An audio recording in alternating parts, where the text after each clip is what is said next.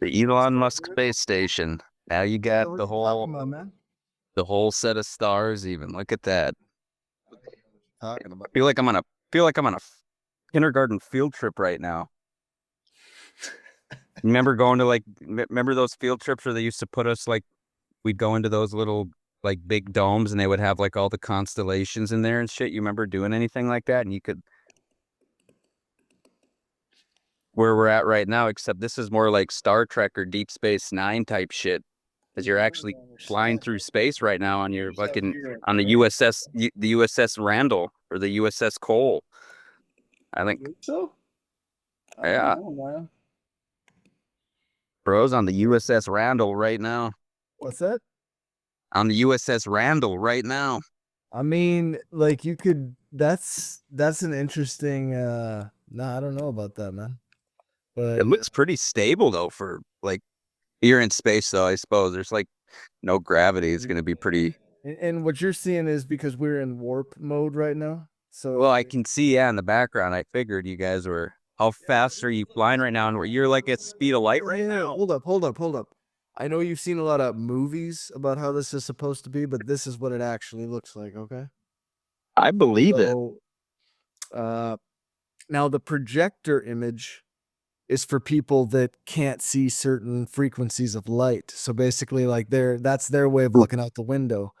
So it's like Oh, it's to be more inclusive. I think it's a little bit overkill because like we have like 3 people on the whole ship that are have this issue out of like 3,000.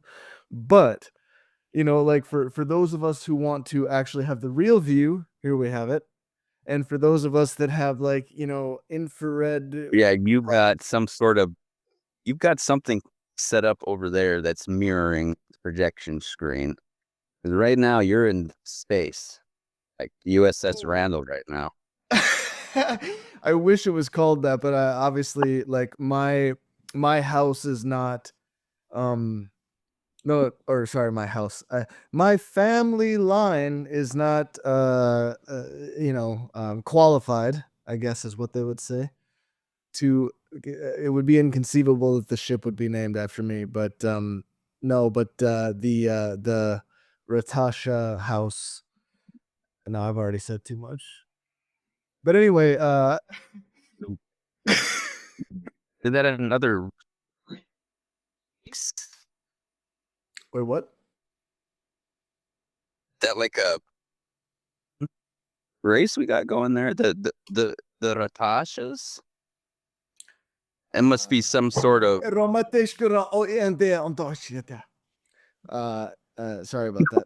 Uh, no, I'll never be able to repeat that ever in a million years.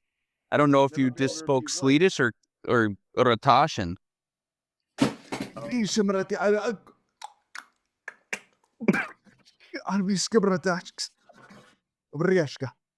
uh, Sounds almost Russian with a little bit of Klingon in it or something. Now we're going Star Wars, Tatooine style. no, I know that's what it would sound like. Obviously, Something happened with your space station. okay, that's way too funny, dude. Shit. Wait, were you fooling me this whole time? All these conversations we've done, you've never actually been in space? No. Of course. Oh, it's not. Okay. What's going on then? Explain to me so Yes. Listen, if you can read between the lines, you'd realize that the smoke screen happened just at the time when the intruder barged in. Did you notice that? space timing. Yeah. What's that? Did you notice a pattern there? With the wait, with the what? You failed the test. I'm kind of disappointed that you didn't see that, huh? I wasn't even looking at the screen. What am I supposed to But I'm see? saying, like, do you not understand that, like, the fact that it looked like there was a screen was obviously a smoke screen? Of course, I'm on a ship. Obviously, Oh, what you were okay. seeing before is the real thing. This Right. you notice that right when that person came in, who I had to speak to in their weird ass language because they're Right. planet people, basically right at that moment is when that like supposed revelation of the fact that I was just using a projector, in other words, you see what I'm saying? Like now there's plausible deniability. See Right. between the lines, man. I get it. You Right now, it's funny. I don't know if you think I'm doing a bit or if you think that I've literally lost my mind. Or if that's actually true. You're sick, lost your mind. You see what I'm saying? yeah, I think it's true. I think you're on the space station, and I know it. You're just, you can have Netflix on space station. You're using, as long as you're using Starlink, you're good to go. You're on the Elon, one that Elon Musk's developed. So I suppose he has Starlink on that. What was Starlink in the year 2026? Okay. Oh yeah, Starlink, Elon Musk. Yeah, for sure. I remember that. Are you in the? Yeah, that's a current thing. Are you in the future right now? You said via 2026. We've talked. Makes me think that, are you in 2028 right now as we speak? Because you warped through time. You're the only You ever- person. you ever- Do you understand why I've been wanting to get on this call? You're the only person that I have contact with who's still in 2026. Everybody else is in 2028.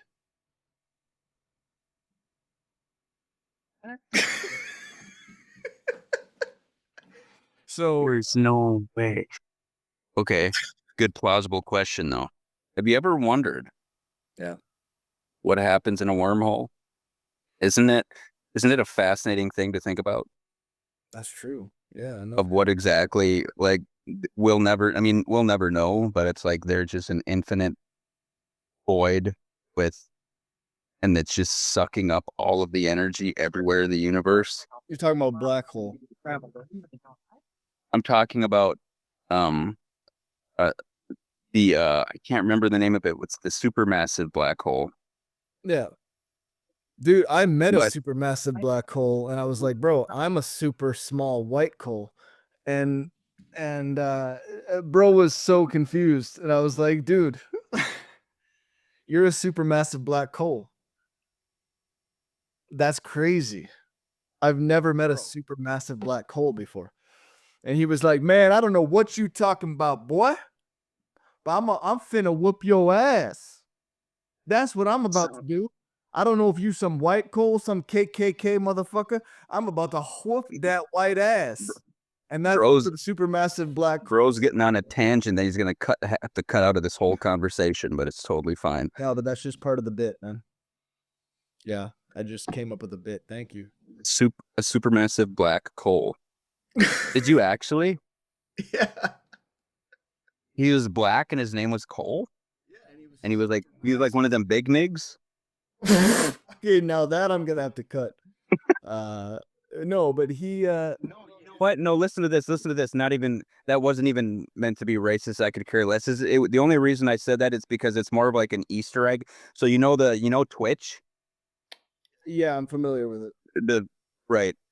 I've never used it. The streaming platform the streaming platform Twitch, well, way back in the day, before before Amazon had bought it and done all this stuff, they had this feature, and they still have it, but they've gotten rid of it now. But or they haven't gotten rid of it, but they've gotten rid of what I'm about to refer to. So they had, you can type in certain things in chat and it'll display some sort of small little GIF or emoticon or image or whatever, very tiny, just like a picture of somebody's head or something like that. And so it would, you type it in or whatever, and then in chat it would post that picture of whatever you typed. And there used to be a GIF or image, whatever you want to refer to it as, and it was you would literally type in big nig, and it would display a picture of this random black dude or something. And so that's That's actually some weird like zeitgeist like you said, Easter egg fucking sort of like It was like an Easter egg thing on Twitch because they eventually got rid of it. Obviously. knowledge. Yeah. Okay, right? Yeah. It's like you basically just unloaded like a rare Sith holocron on my ass. Like, hey, Kind of. what's up? This is what's up. Yeah. Like, yeah, and this sounds like a random racist thing that I'm saying, but actually, it's got a little cryptic fucking. And by the way, like, I wouldn't say that, but I'm just saying like other people might perceive that as racist. I couldn't give a fuck less, but Yeah, I don't care either way. So. no, and it's just so. Well, that's me personally. Like people can perceive what they want, but I'm too old to care anymore, dude. If I spend the older I get, the less I care about a lot of shit like that these days. I was just scrolling through my Facebook, newsfeed comes up, and it was Ben Shapiro, and I don't really watch him. You know, like he's cool and all, but kind of annoys me. Kind of doesn't annoy me. But anyways, I wasn't like why he just popped up on my feed. I'm like, okay, and I watched the thing, and he was commenting on a video about that whole Elliot Page thing going on right now. Yeah, with the Odyssey. Yeah. Yeah, and she was The funny thing is, I would frame that as what's going on with the Odyssey, but it's interesting that you're framing it from the perspective of like the specific niche aspect of that, because that's all. She's one part. well, Of this is also. I'm getting in. I'm getting to my point here. I know. She was making a statement about what male masculinity should be. That's my point. Anyways, yeah, and it's like, well, that is the most feminine thing you could ever say, but No, exactly. and that's not wrong at all. I saw a commentary on that too that was like um somebody wrote an article that was actually like sort of a mainstream. I think are we treading in dark waters right now? Yeah, I'll just cut it. Like I haven't posted our last 3 conversations because there's too much to cut, but it's just like which is also like then it's like, okay, fuck, obviously we're ahead of the zeitgeist, but everybody's going to catch up to us eventually because this is just rational. So it's also like, why be afraid of saying it? I mean, Yeah. this is just reality. What we're talking about is reality. And the basic thing is like, I can't refer to somebody that I know as a biological female as a man. Like it violates every core principle that I had about truth. You know it's crazy to and that's and it's crazy. It was liberal compared to like your conservatism when we were younger, but Well, I still believe that like whatever, I don't care what you want to do. I don't think I ever fucking make me change my language. I don't think I ever thought you were liberal to some sort of extreme sense, and I think you knew like both of us were probably kind of very much on the same lines of thinking in certain ways. Like there's a lot of things where it's like I might lean one way or the other, but I'm not I'm not out of my nowadays it's like even now like Trump is like, bro, if he's annoying the piss out of me at this point, if I'm being honest. Like it's just like, dude, the shit or get off the pot at this point because this is ridiculous. And then yeah, but you know what the problem with that is? Like that can mean a lot of things to a lot of people. Like, right? Like I'm somebody who I actually don't hate Donald Trump, and I don't. Well, actually, there's a lot about Trump that I like, and I do think that, like he might just be like. I don't like the. He's trying to be diplomatic, and I understand that point of view, but at the same time, you can't just keep like he's making himself look.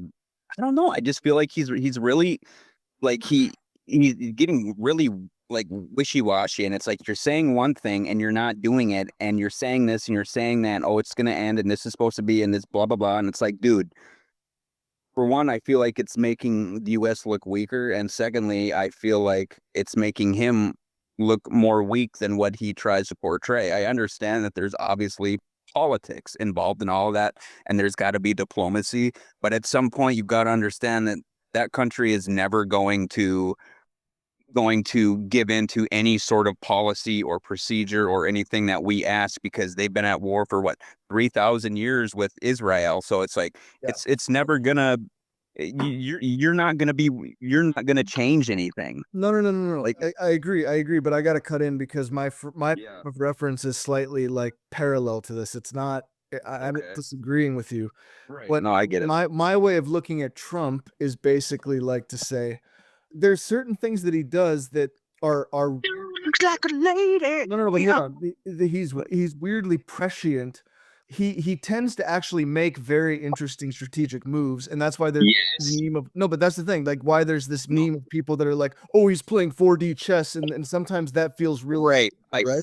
But the thing is that if you were in that position, like do a thought experiment sometime, because every time I do this, it makes me be a lot more relaxed about like imagine for a minute, like not right now because we're sitting here on a call and you're thinking of the next thing to say and I'm talking to you and blah blah blah and you got to go soon and blah blah blah. But like I don't now. I'm done with everything. So okay, go sit there sometime and actually think about like what the fuck would I actually do? Like when you actually observe all the issues that these presidents and shit have to weigh in on and basically well, right. I have a little no, bit. Don't get me no, wrong. but I'm saying like there's a lot of conflicting stuff. Like even just regular people like us, we have conversations where we disagree morally and we agree on almost everything else. But like we can have Right. we can have one issue where we disagree morally. And it's like now when you have to be the guy that's in charge of everybody, and you know, in a sense, like he's sort of directing this big arrow that is America in terms of like how it is to the rest of the world. That's where he has the most power, is what he does to other countries. Domestically, not as much. But where America gets to flex its muscle is in the rest of the world.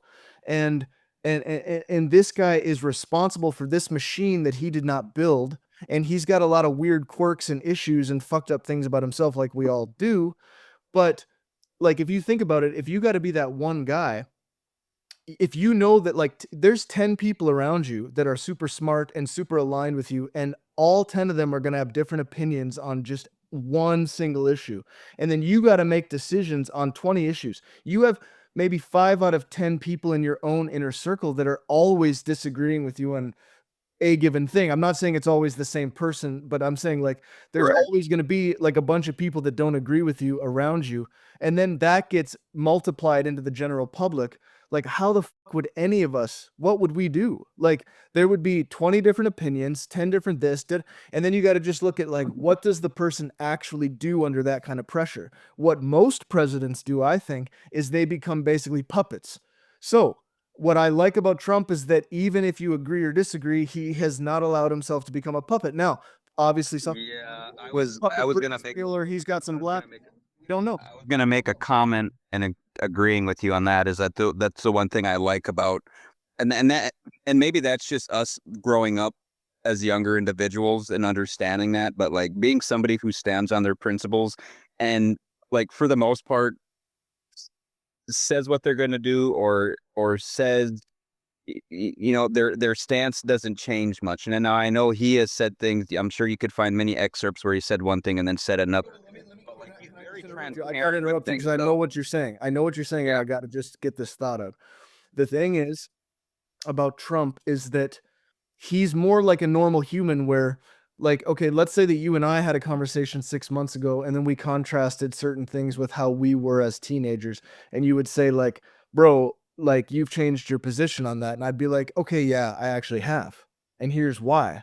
You know, the thing about Trump is, yeah, he will do things that are contrary to what he said, but there's always some kind of paper trail in terms of his talks or his rallies or his what he says publicly. He always tries to justify it. And that's the thing that is like we make fun of that when we talk about it, like, bro, you're just trying to justify. But have you noticed that a lot of presidents before Trump, the thing that makes them feel like fucking cardboard cutouts is they will just change position and deny they ever said something. yeah, well, that's another thing. Like, yeah, he'll take responsibility for it. I mean, I don't know how many different times where he's where you know is like what is it? One of the debates where they're like, "Oh yeah, you about this and about or you said this about Rosie O'Donnell and you hate women and blah blah blah." It's like, yeah, I did say that about Rosie O'Donnell, and actually, and then he capitalized on it and Yeah. made it even worse. But it's like those are the things I respect about him. But those are the things that a lot of like this younger generation, these other people who grew up in such a weak period, like a weak-minded period of the world, where it's like It's not these just younger so people. It's also but they're I know I just feel actually a lot of the main woke people are like some of these really old, I like know they're like 30, 40-year-old Karens. I'm talking like fucking 60, 70-year-old people. You see these in like a lot of these protests that are going up like all the time. Oh yeah, because they listen to their grandchildren. No, but not just that, bro. They're retired basically, so they can show up to these protests, and they hold this like ideology from the '60s, which, by the way, in many ways, I think was needed. I tend to look at like systems in terms of like, I think a movement at that time probably in some ways broke like an overly These motherfuckers is old, and there ain't no movement anymore. You're old. You're half dead already. Go to bed. Yeah, but I don't really. I mean, Go what pee, go. I'm just saying, like, it's interesting. It's like doing it. Don't ruin it for the rest of us. Like, if you don't understand half of what's going on anymore. I'm not saying you specifically. Obviously, I'm referring to what we just talked about. But it's like half of them don't fucking understand. And the only reason I come from this point is because I get people who when I'm helping them, half of them, when I take calls and it's 8:55 at night and I'm done at 9 and it's some 76-year-old person, these motherfuckers don't even understand the technology they have, and I'm walking them through it and they're already half dead. I know, but that's such a. I mean, It's like, I love doing it, don't get me wrong, but it's like you people are so out of sync. It's like you can't even go out and drive. Why should you be able to vote? Well, Like, yeah, come on now. I mean, now see, this is where I'm gonna fucking relax you a little bit, because it's like, I like of all the things that I'm gonna pick on, like I do agree to some extent, like I know I was being a little extreme on no, but look, like okay, so like this is the problem. If you zoom in on each issue, we could talk about each issue for a million years. But like on the thing, I have started to think, like I've started to toy around with the idea that like actually I think there's a lot of historical precedent for the idea that maybe we overly relaxed voting rights. You know what I mean? Like voting is a privilege, and we admit that by the fact that voting. but like felons can't vote, non-citizens can't vote, right? Technically. Voting should be a privilege. Obviously, it's not at this point, but we're trying to make it What a I'm saying privilege. is it is a right, but it's a right with like responsibilities. So if you become like a Yeah. felon and if you commit a crime so bad, you suddenly lose your rights to vote, right? But that's one of the last things that we've held on to in Western society. Okay, but isn't that dumb? Okay, you become a felon, you lose your rights to vote, but all of a sudden you've never been here in the fucking your entire life, but you come here and you're an immigrant, but we'll take your vote anyways.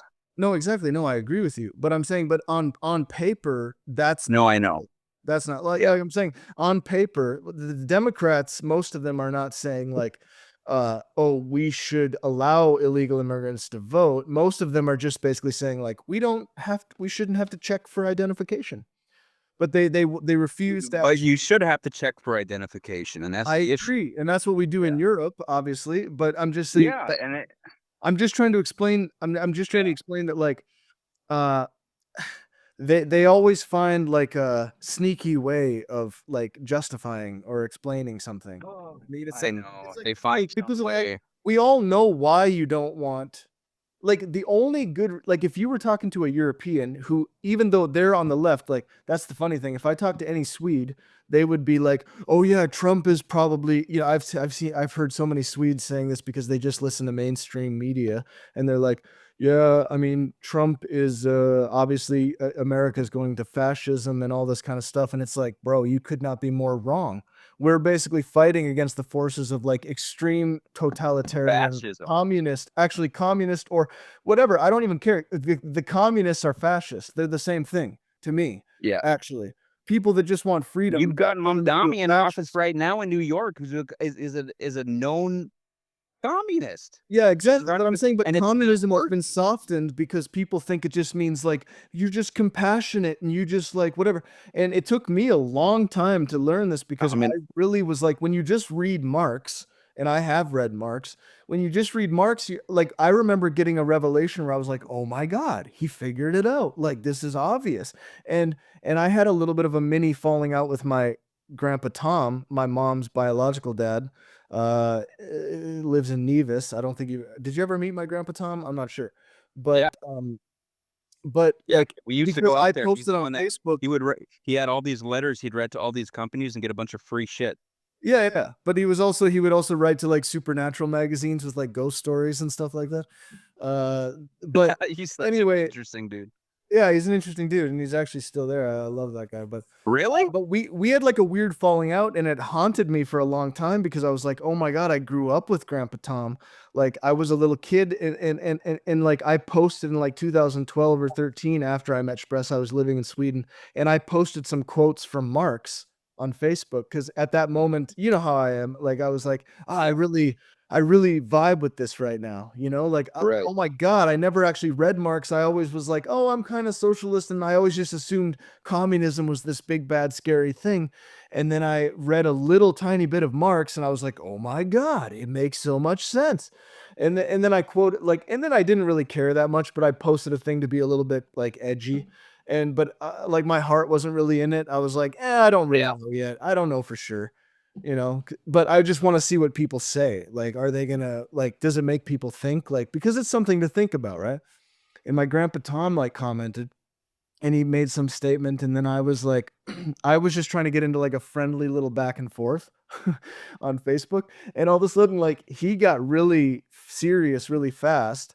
And part of that I attribute to like old people don't really know how to be online, like because we've all dealt with that when we were kids, like where you're like rage keyboard warrior, whatever. But like old Yeah. people have to go through their keyboard warrior phase when they're old. You know what I'm saying? But I think everybody has to everybody has Are they has to hold on though? Are they being that they're old and they're on the keyboard? Are they even keyboard warriors? What are they? Are they? Yeah, Have no, they? they are. They are, but what's the Yeah. opposite of the vanguard? like like the I people don't at know the what is. far like the very last people in the in file if you're going into battle. He's like a keyboard povertus, a keyboard peon. He's not even. He wouldn't even be a warrior then, right? Like a keyboard peon. Well, the point is he said some stuff to I me. was thinking maybe he was like had ascended beyond warrior because he's so like he's even more hardcore. Like he's worse than the keyboard warriors. Maybe he's like a what would like the old person term be instead of keyboard warrior? It would be like keyboard I'm thinking something like this. a keyboard communist. More like keyboard scrapper. It's got to be more um Hey, what you doing there, Sonny? I'm trying to think that lane. hell but- you doing there for here? No, I wasn't going Dean. I was going more radio voice. Like, what you doing there, Sonny? No. A keyboard What is the... It can't help but become Dean. That's the problem. a dean board? Borg? A Dean Borg? No, but that works. A dean borg. Oh, Perfect. Can you imagine that? If there was a Dean Borg that was trying to suck up every variation of Dean in the multiverse? It's just like... Our dean borg, What the hell? What the hell? Could you just imagine like 100 dean boards? What the hell you doing? What the hell are you doing? What your boys gay down there? Gay? The mirror, what's going on here? But yeah, what you doing down there? He's smoking that? What you doing? What the hell are you doing? Couldn't you put another hole in the wall? Yeah, I'm gonna have to fix it all. I'm gonna have to get smoking over here.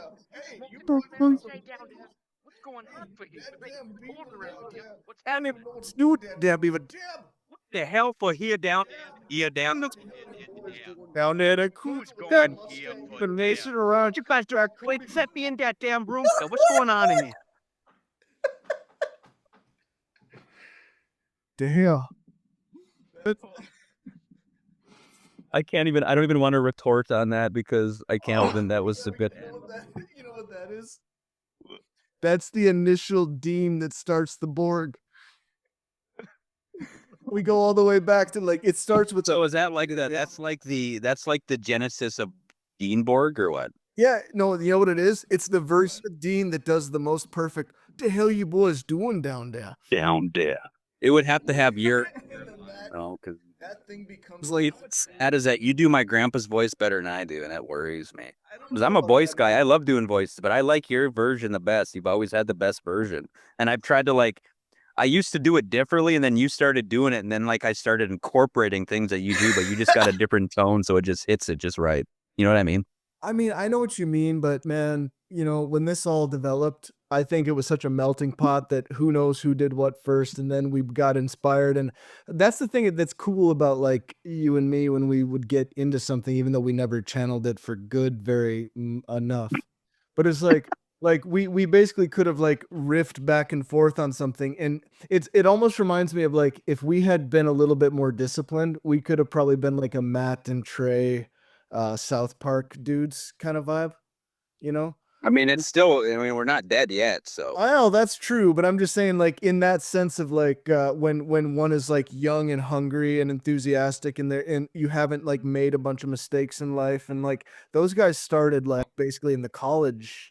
I'm not saying that there's not a version of that that's still possible. I'm just saying that like I'm just reflecting on those years. Like if either one of us had been a bit more into like you know what? these Robbins and some fucking To be honest, though, I mean, I get what you're saying, but I think even nowadays, it's probably even more would be more of a possibility than it was back then because we were young and we didn't know as much as we do now.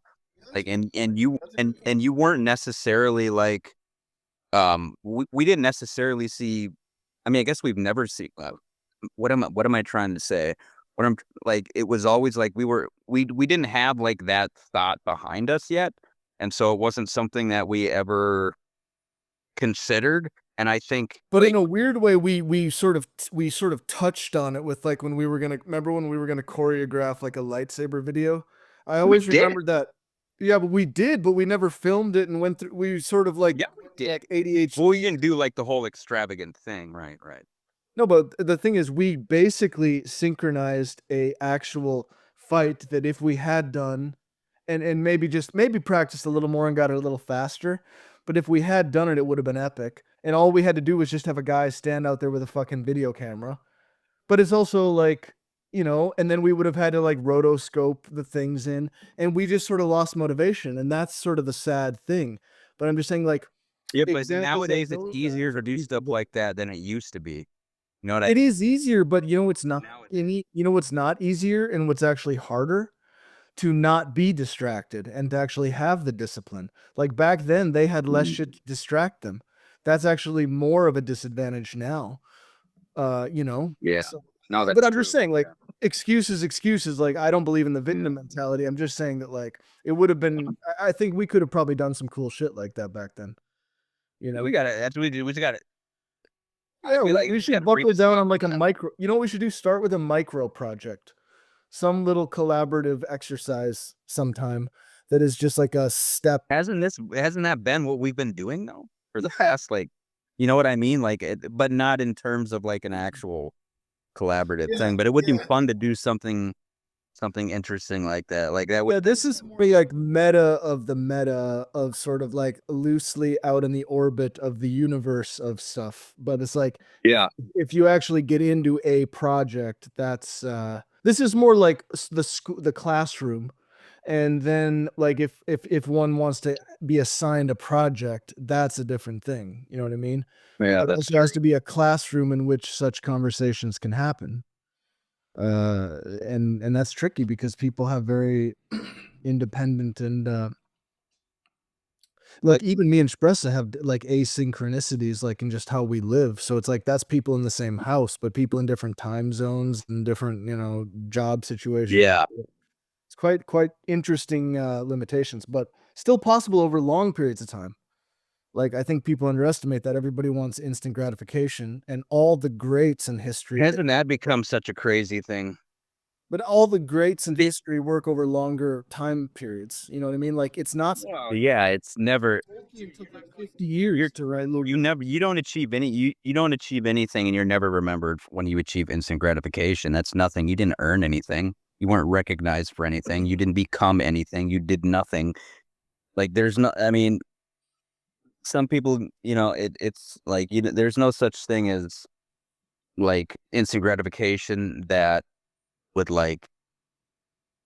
It's not like a long term self reliance that you can expect to have, right? because it's instant gratification. Whereas as you build towards something and something becomes of itself, and then all of a sudden you look back 10 years behind you and you're like, holy shit, like this was nothing. And now all of a sudden, like it's become more than what you ever expected.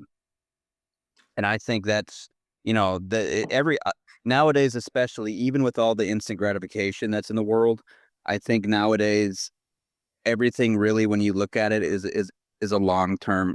Anything truly successful, or not even successful, but like meaningful, is always a long term project. And it's just a matter of like the time you put into it and what you know what I mean? Like the more time you put in, the more time you put into something, regardless whatever you think it is, the more you're going to get out of it. I mean, that's logic. And I would just clarify one thing, like, because I think people get intimidated by that. Like, this is a big discussion that I've had with people over the years when they talk about getting to music. Like, when the time that I picked up the guitar, I already thought it was too late. Like, because that was the mindset we were in then. If you remember, like, how it felt to be 15, 16, 17, you already had classmates that were like shredding on guitar, and that made you feel like, oh my God, I should have started when I was 7 and I didn't start. And then, but then I, for some reason, I think it was partially because I started hanging out with people that smoked weed and shit. Honestly, there was a little bit of like mental breakthrough that happened where I was like, oh wait, I can just do this because it's fun. And then I just fucking did it because it was fun. And then, you like I said, it's 5 minutes a day. That's what I always remembered as like, I was so lazy. I was so undisciplined. I did not approach it as a discipline. I sat with the guitar because I was bored, which is another thing that maybe I wouldn't be if I had a fucking PlayStation sitting there or an See, no, exactly. You didn't have to disturb, right? and I sat there and picked it up. Like, somebody said, dude. I remember like you liked doing your gaming and stuff, playing shit here and there, but your brain was always beyond that at that point. Like it was always thinking outside the box. So it was like, but then you started picking up like music and shit like that. And then that was something for you that stuck, I think. And I think it stuck because to you, it felt like more of an art. And within that art, there was a challenge. And so you kind of took it on as like a way to express yourself. Because actually, that's a really good thank you for saying that, but it's also like actually subjectively what it feels like is I found something that, like, basically we all love. No, but the thing is, we all love music, right? Everybody loves music. But what you realize when you start to get into being a musician or playing an instrument is you start to, like, because there's some people that never get out of this trap, right? They always want to play covers. And because for them, music is what they already know. And like for people that become musicians who take the time to learn instruments, which is just anybody who takes the time to learn an instrument, obviously you're going to become a musician, but I'm saying like people that like write their own stuff, what ends up happening is that you're fucking around and your brain is more like, huh, I'm in the mood for something, but it's not something that I could find. I couldn't find it anywhere. Like I can't just listen to my favorite band and get it. I can't just listen to this genre and get it. There's something that I want that I can't get from anything else that I can find. So I'm going to make it myself. I think that's like the primal impulse. It's literally just like, are you willing to take the time to figure out how to make what you actually want to hear that nobody else could ever do because they're not you and they don't know what you want to hear?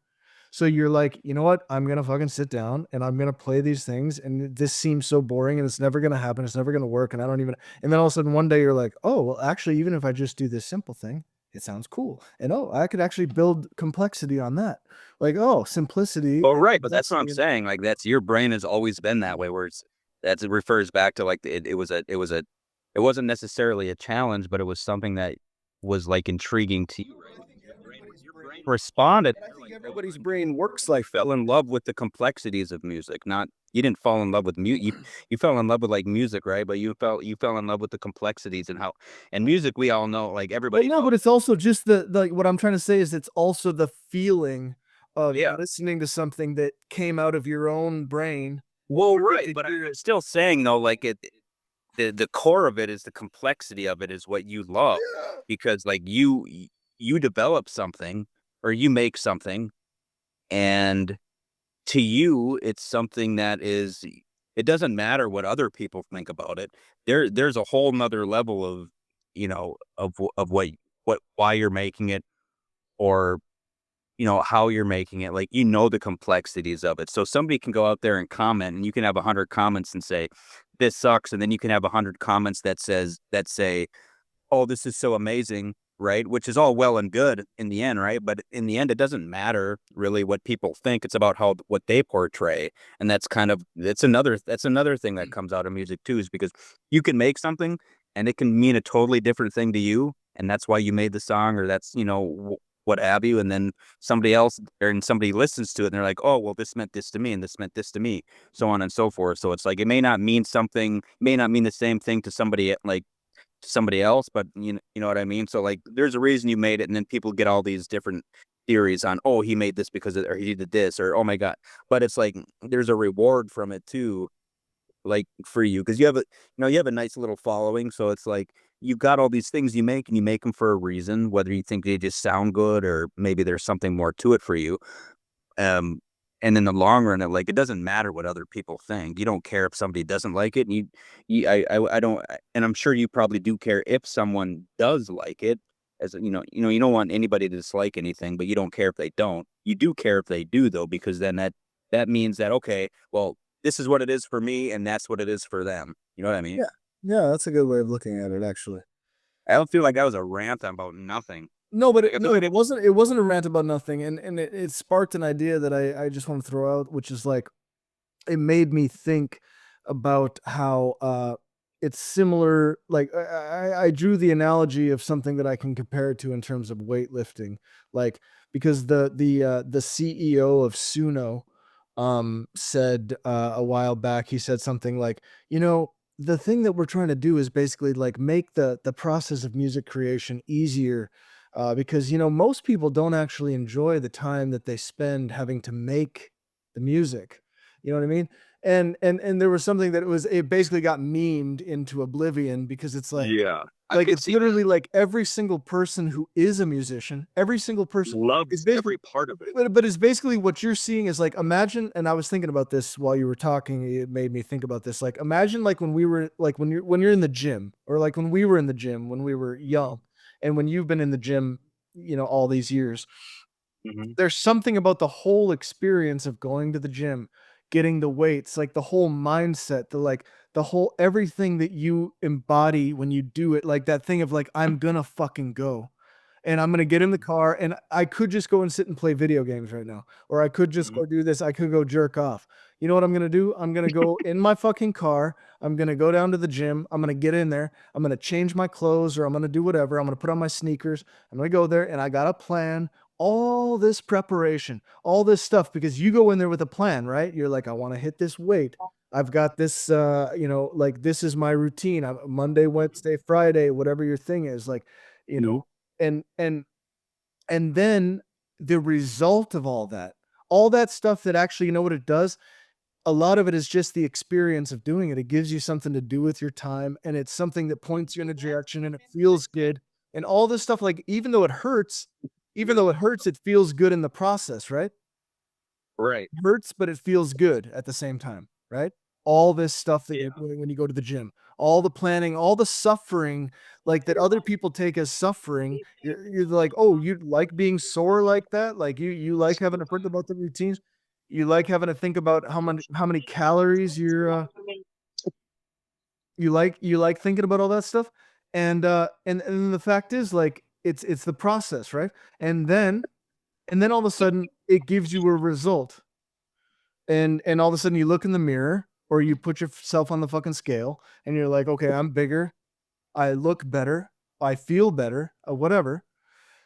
Now if somebody just came along and they were like, hey man, guess what, we've got this thing where you can just press a button, and you can be like 150 pounds bigger, and you can whatever. Like, okay, yeah, you like, you're giving me the end result, but you're taking away the whole fucking, like, why I do this in the first place is really not that. It's like if somebody just said like, people don't actually like being in the gym. They don't actually like curling those weights.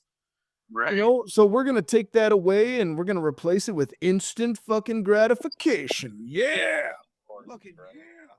It's still not the same. Even like when I was using it because I was drunk. No. Listen, I'm not saying it like that. I'm not saying it like I'm talking about the CEO. Like I can see it as a tool, but I'm saying the CEO side. Like that people don't want to make me like in other words, his point, that's all I'm trying to say is his point was he didn't understand the rationale of making something from scratch. His thing was like most of that time people find to be hard, tedious work, you know? I mean, it's not that fun. And it's like, yeah, but it's not fun to fucking build muscle, but but it also is fun. it's not You know what I'm saying? yeah. Like the thing is the whole process is The fun. love a relationship. There's something about it that you get out of it that you love, and that's why you do it. And you know, you may not like it every day. Maybe there's a body part you don't like to do, blah blah blah blah blah.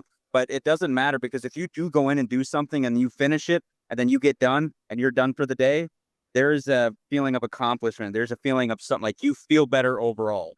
Doesn't matter what it is, you know what I mean? So I get the process of I get that. And what you're saying, yeah, that was a really, I think, probably the best analogy anybody probably could have given for something like that because there's a lot of people out there that definitely can relate to that don't do music, but a lot of people go to the gym or have been to the gym or have done this and have done that. So like there's a lot of people that can relate to that whole concept of that for me anyway is that because that's always do that. Like even do I love doing it every day? Like I haven't done it for a while now because I moved and stuff, so I got to find a new gym. But it's like when I was still did I love it every day? No, I didn't love it every day. Part of me liked it, and some days I did love it. But like it comes down to like The goal, like where you're going. doing it for the right reasons too. Like yeah. And so I agree. I agree. And that's the thing is like that's why this all this shit is so multi-layered and complicated. and that's why it doesn't matter if somebody goes to the gym or somebody makes music. Maybe they're having a bad day. Maybe they're like music wise. Maybe this stuff's not coming to them, and there's something they're trying to get. And like those are days that they hate, where they have something and they can't make it sound the way they want to make it sound. The same thing you can apply to the gym, right? You go to the gym and you're trying to do a lift or a specific exercise. It just doesn't feel right. Like you're trying to do everything you can to make your exercise that you're trying to do or whatever you're trying to do feel right, but it doesn't feel right, right? Like you're not getting the same type of Yes. pump. You're not getting the same type Yes. of feeling that you wish you could. And that's a bad day in music when you go to write something or you go to produce something and it's like, this is just not fucking sounding right. Hate it. But you love it at the same I don't time. know. Let me expand your let's now because we have the same metaphor.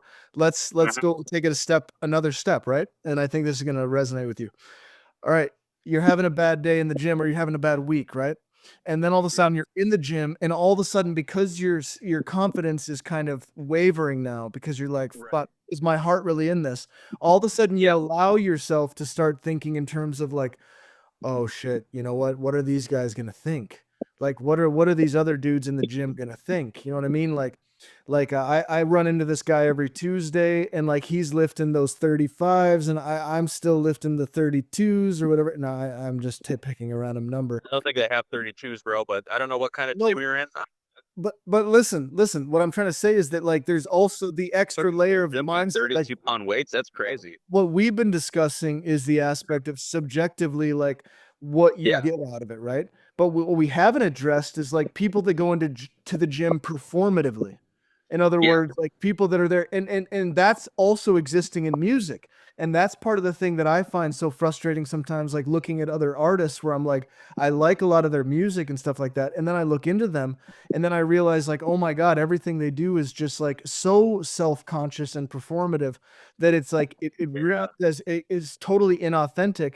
And then it makes me kind of Yes. question their whole catalog. And I'm like, and again, I separate artists from work. Like I listen to a lot of artists that I don't think they're Yeah. all nice people or good people or anything like that. Whatever, I don't really care. But there's still a part of me that if I do care, like the part of me that cares about artists and not just songs or output or whatever, I am a little bit like, huh. I'm kind of turned off by that. You know what I'm saying? Okay, like I don't think you really mean what you're saying, and that doesn't vibe with me because I think, and that's always been you in a nutshell. If anybody should know, I mean, I think that's always been you in a nutshell, though, and you've always been that way, is all about authenticity.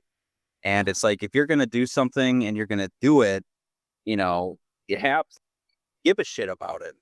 Don't just do it to do it, right? You get on somebody like me who jumps on Suno just to make some dumb shit. Like, okay, obviously I'm not doing it seriously, but say I jumped on it and I was trying to make music seriously. It's like, bro, there's no respect. There's no respect there. If you're trying to be serious about it, you need to get off this shit and really learn what music is.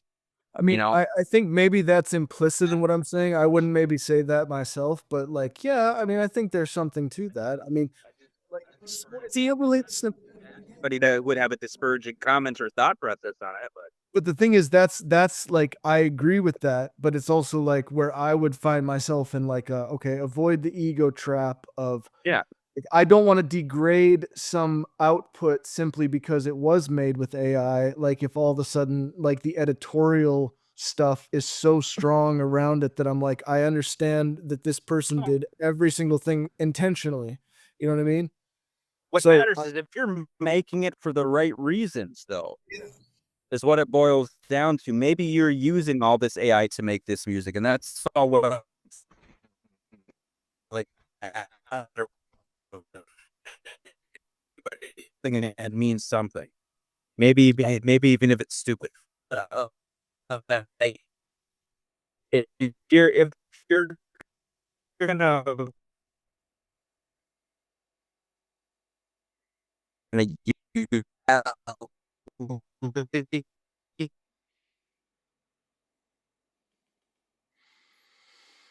uh te- technical don't difficulties, man.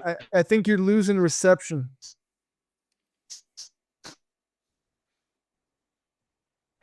on AI. Because people who use AI and they may be using it for good reasons, and you sit there and listen to it, and I go, "This is retarded. I don't feel anything." Whatever. But so I guess boils themselves within their music.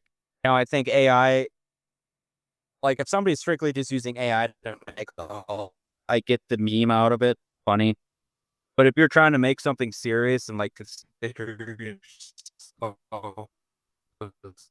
don't have any sort of your own input within it, like as opposed to like if you're gonna use it, like I'm using use it as a tool to make things that, or even use it as an idea.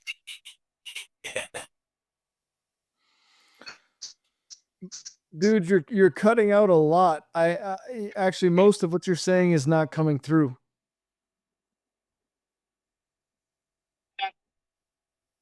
You're cutting out, man. Like extreme. So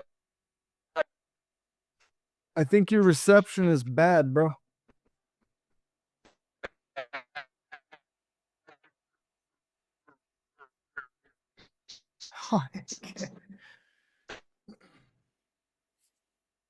I'm gonna record this.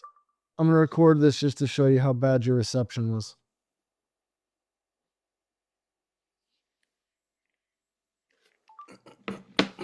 all right.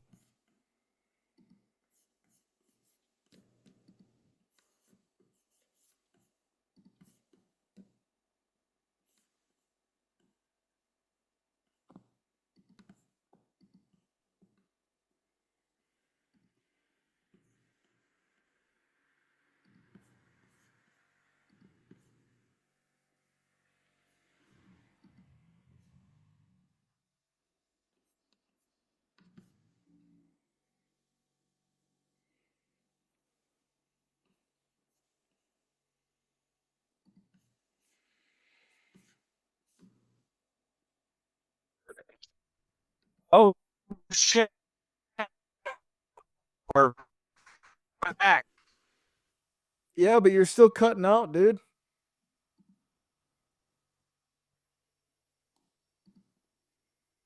Still cutting out. I can't hear you.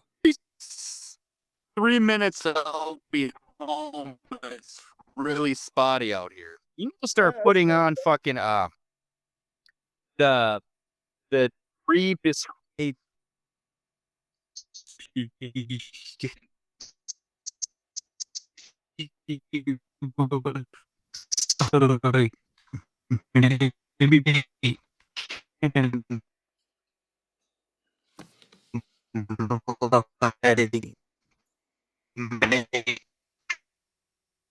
I can't hear shit, bro. I can't hear shit. Join in a second. Join in a second.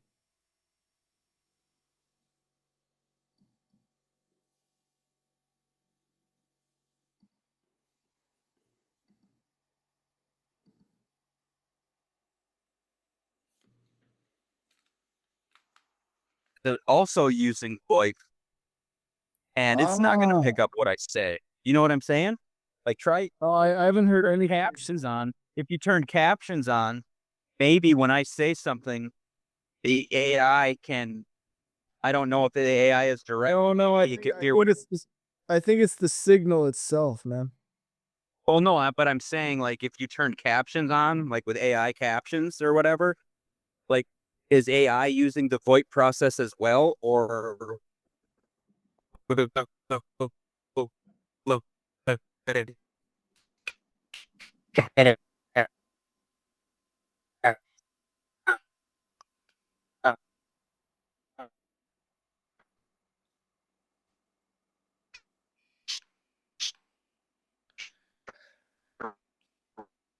I can't hear shit, bro.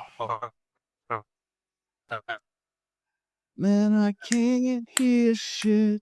You're such a bitch right now because your reception is bad. my end and then read correctly at your end? Is it going to cut out and be weird? I have no idea. I have a feeling it's probably. You think it's my end?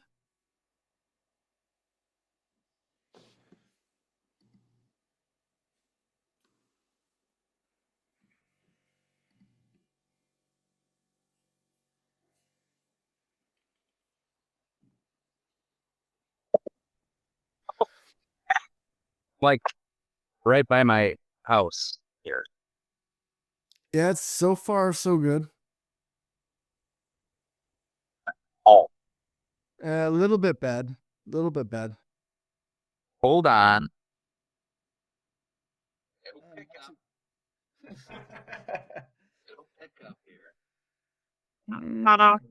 That's like fine. Hey, Yeah, hold up.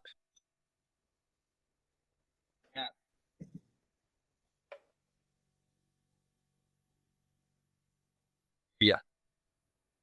Yeah. What's the? I got what the password. It's wild. Right? You remember.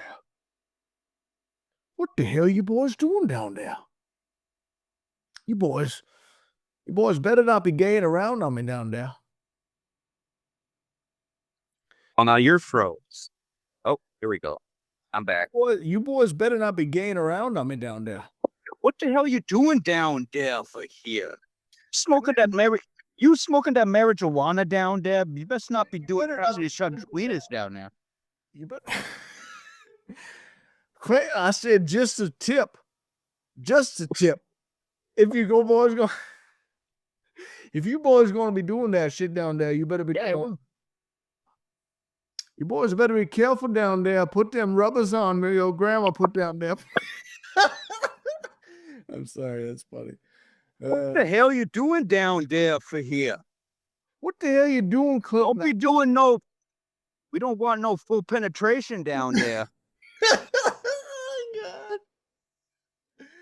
Oh my god, that shit is funny. Oh my god, the funny thing is we're like the least gay dudes in the world, but it's like the least gay. I don't know about that. Be Oh, that's the confidence in yourself right there. But I don't know, man. There's some gay. What the hell you doing questioning your sexuality down there, Clinton? I got a call all the way down from heaven up here? Somebody call me. I know where's the one I just had. Clinton. Clinton. What the hell? No, Clinton. I'm talking directly to you. Clinton. Clinton, I'm talking directly to you. Listen, I've been hunting them beavers up here in heaven. Grandpa, shut the fuck up. Ain't nobody worrying about beavers right now. Because I got a call that you've been having that conversation there with that Cole fella. And I've been hearing that you question your sexuality. Question. Clint, you better not be. Don't make me come down there, Clint. Don't make me come down there. What? Why is he from the bayou now? But he always evolves into that, man. I can't. He always evolves into the bayou. It's like it's the perfect like rendition of what he should have been. He just didn't grow up in Florida. Louisiana. No, Florida. That's where the fucking bayou's at. Dude, the bayou is all. Dude, isn't the bayou also in Louisiana, like New Orleans and stuff? New Orleans. No, that's different. Ain't no bayou there. You're thinking. No, what's it called? Hey, you know what? Fuck it. I'm gonna bring in. Hey, let me call my person here. Let me see what I got. Fucking Billy Fletcher. No, let me just call him. Trying to call Billy Fletcher, aren't you? Okay, your connection. Fix your shit. What now? You still there? Yeah. All right. Let me just call my let me call my person here. Let me call my expert. So are we getting in? You're getting in an expert Louisiana, New Orleans, Bayou, Floridian speaker?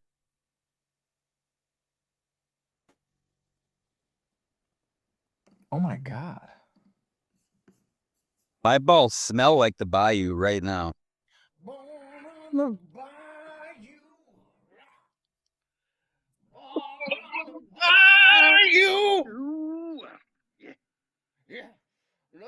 We've been living by you. Yeah, we ain't gonna change it for nothing, 'cause we're living on the bayou. That's a good song though, bro.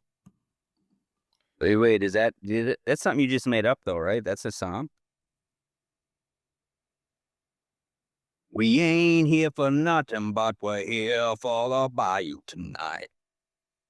Wait. I mean, let me do Dean doing Born on the Bayou. We're just I'm born on the bayou. Do we hear you do? I'm born on the bayou.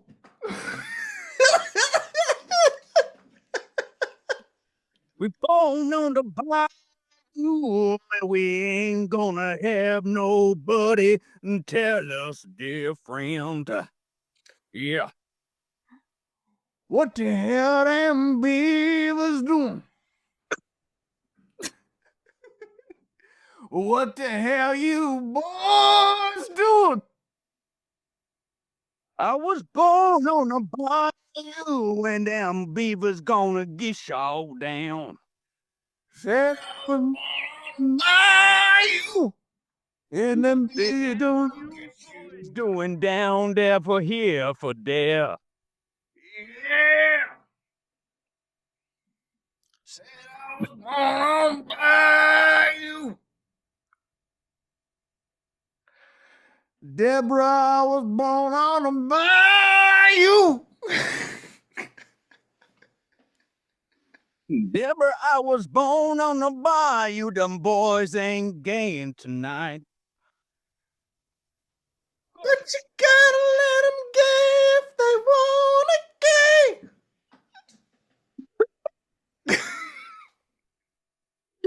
Except they're gonna stay sane with us. Hey. But devil, they gonna go to hell. But devil, they gonna go to the devil. And the devil gonna take them for a ride on this midnight train. To the bayou and not Bayou. We sure that they're gonna be okay, Dean. They already lost, girl. They already lost, girl. They choose if they know what they're doing tonight.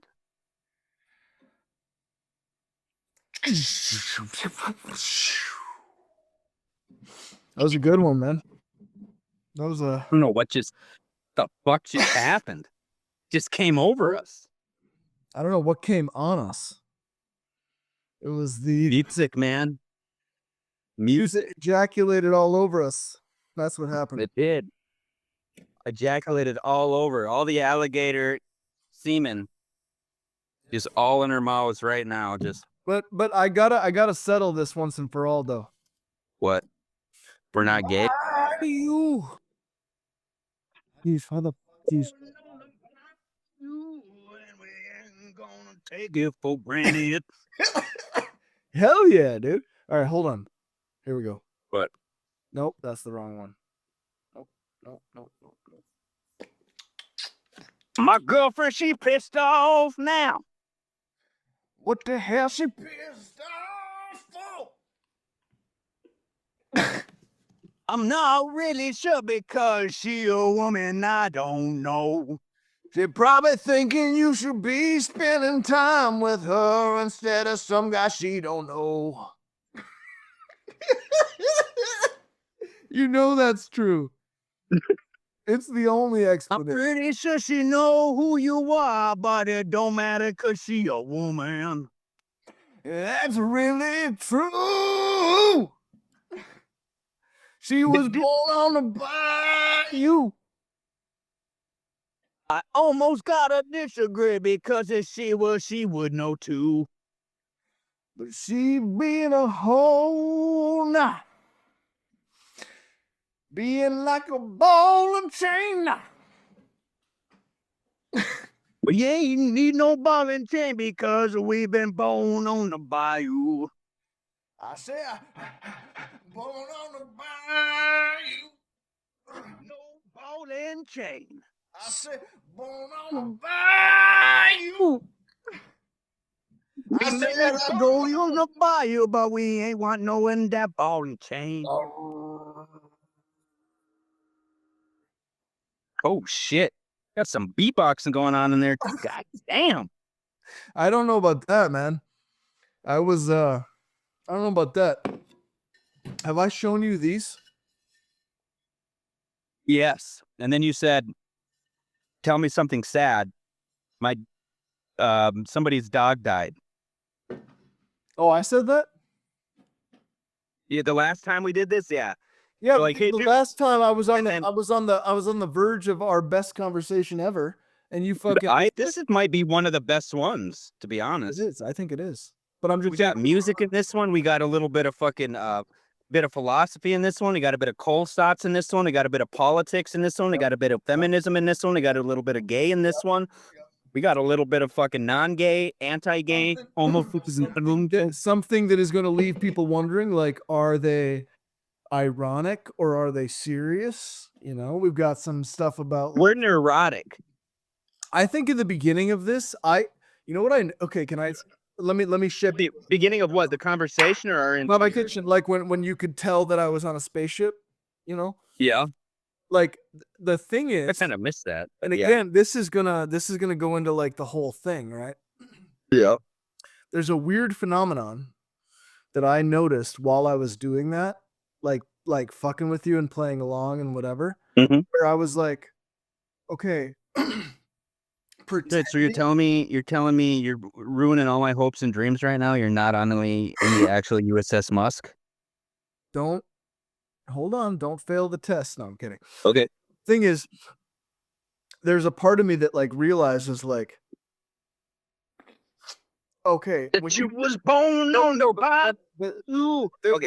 there's a frame in the very beginning that almost seems like if you were just a random person who just was like, oh, I like Flora Cash music, and then you came across my tiny little like Cole Has No Friends thing, and then you watched this. If you were just watching the first 20 minutes, you would think, oh my God, he's had a mental breakdown. Like Clinton was joking. Wait, I don't even remember the first 20 minutes. I don't feel like it would be the first 20 minutes because the first 20 minutes we were pretty sane, and now all of a My sudden. explanation, like my feeding into the idea that I really am on a spaceship, Oh yeah. got so detailed that it could almost sound like I was having like delusional. That's the way I see it. Maybe that is crazy. But like to me, it's like we got so deep into that little like scenario that if somebody was just coming in cold, they might be hurt. To like the other conversations. Yeah, but I'm saying like to what we were saying before about like me being on a spaceship, if somebody just came in cold, like say it was going live and they were like, "Oh my God, does he really believe this?" Because it kind of sounds like it would be interesting. Like I don't think that we ever had a resolution where we actually acknowledged that we were just fucking around, and quite You know, frankly, we still haven't. you know what we haven't done that we should do? Maybe fucking go live, bro. Mm-hmm. Remember when we did that? I mean, we had like one viewer, but it was that crazy person. Yeah, and oh my God, and I still have that crazy person that writes to me, that Katie Moran. Remember? No, There's a bunch of symbolism. the one that emails you about your. Is she some sort of like oddly like psychic? I think what she is, like, no, I actually don't think this. I think she's just a crazy person. But my higher level of like where I play around with the idea that we actually live in like a Alex Jones, David Icke universe. My other thought is she's like a psyop. She's like a agent of some kind who is trying to send me encoded messages. And I play around with this as like a fictional scenario. You know, He where I'm still like, sends you emails. yeah, but here's the weird thing that If that's not weird, then it already wasn't. It already was weird, right? And you remember, like, Right. you don't have all the details now in your brain, but like I read you Yeah. crazy shit, and it's not kind of like code if you use that lens. You could also just say Did. sounds like a crazy bitch. Well, you also cued me. You also put cues in my head. It did sound very encoding because she would say things that nobody else would know. Exactly, but that's the way that I look at this stuff where I'm like, I have my own filter where I run it through my normal, just sane, everyday Cole filter, and I'm like, Is that a yeah, thing? no, but it's just probably a crazy chick. But then there's a part of me that when I'm sitting here like at night and I'm like going over it, I'm like, what if? You know, it's more like it's more like fan fiction, you know, like that mindset of like, well, what if this issue? Because it's a little weird. She's written me like 8 I times. think we've got a new mission. But listen, I got to tell you some new facts. She wrote all of a sudden. Sorry. All of a sudden, Nice. all of a sudden, she wrote me from. Okay, I checked the date. I forgot all about this chick. Honest to God, I literally forgot because it's not in my day to day awareness. And every now and again, I check our junk mail. So I check the junk mail, and I find that, oh my God, Katie Moran, and I was like, oh Jesus, and here she is. The question is, did you check your junk mail and did you search it? Or not search it, but just scroll through it and saw her name? Or did you check it and type in her name? No. I was just scrolling Okay. through the junk mail. And then that's what's funny about this, because I looked at the date she wrote and it was already like 3 days ago at that time, whenever that was, a month ago. And then bro, I searched in my email. So there's two weird anomalies. One anomaly is it was exactly 1 year from the time she last wrote. Exactly 1 year. And then I was like, So okay. she wrote you again exactly 1 year later. Yeah, they just stopped. But here's the other creepy thing. In all Wait, so did she write you like a 1 year anniversary based on the last message she sent you or the first message? the last. Okay. Odd. Okay. Go on. Yeah. And the weird thing is, where it gets weirder is then she so all of the previous emails from a year ago, Yeah. she went to our website and she used our contact us form. So it goes Yeah. as a redirect. So it's basically Yep. like it doesn't directly email us, it goes through a redirect so people don't Yep. have our actual email address, right? So here's what's Right. funny. When she did it a year later, she wrote us directly. So it wasn't through our Squarespace site, it was our actual email address.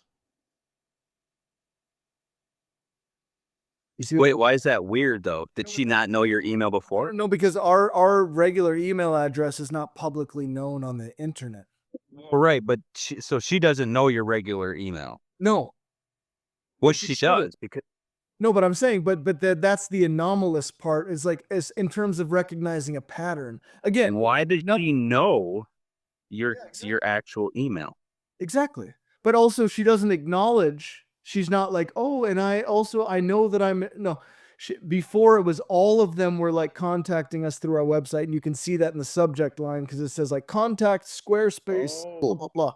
This one is directly to us, and it starts exactly a year after. But then, so do you want me to read these to you really quick? Well, Not that many. And we already did it once, so this can be like eventually some good editor will be able to scrap these two together where I described this chick to you before. But but the real question I think everybody's trying to figure out right now. I think you know the answer. no, I don't. Was she born on the bayou? Okay. I believe she was born on a bayou. Was born on the bayou. That's how she got your direct email address. Yeah. And that's what she was doing when she gone south. Not sure what you just said, but that's okay, cause somebody in bayou will know.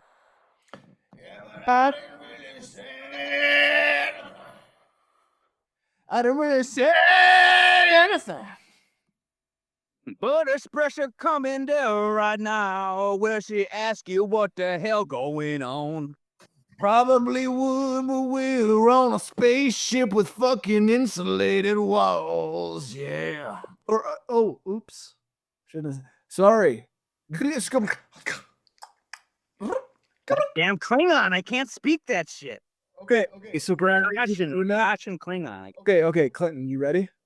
Yeah. Should I screen share it or should I just read it? That's up to you. Well, what would you rather? If you were Well, the fact that I just believe you, I think you can go ahead and just fucking read it off to me aloud. but no, I feel what you're saying. I think I get what you're saying, man. But at the same time, I think I see where you're coming from, bro.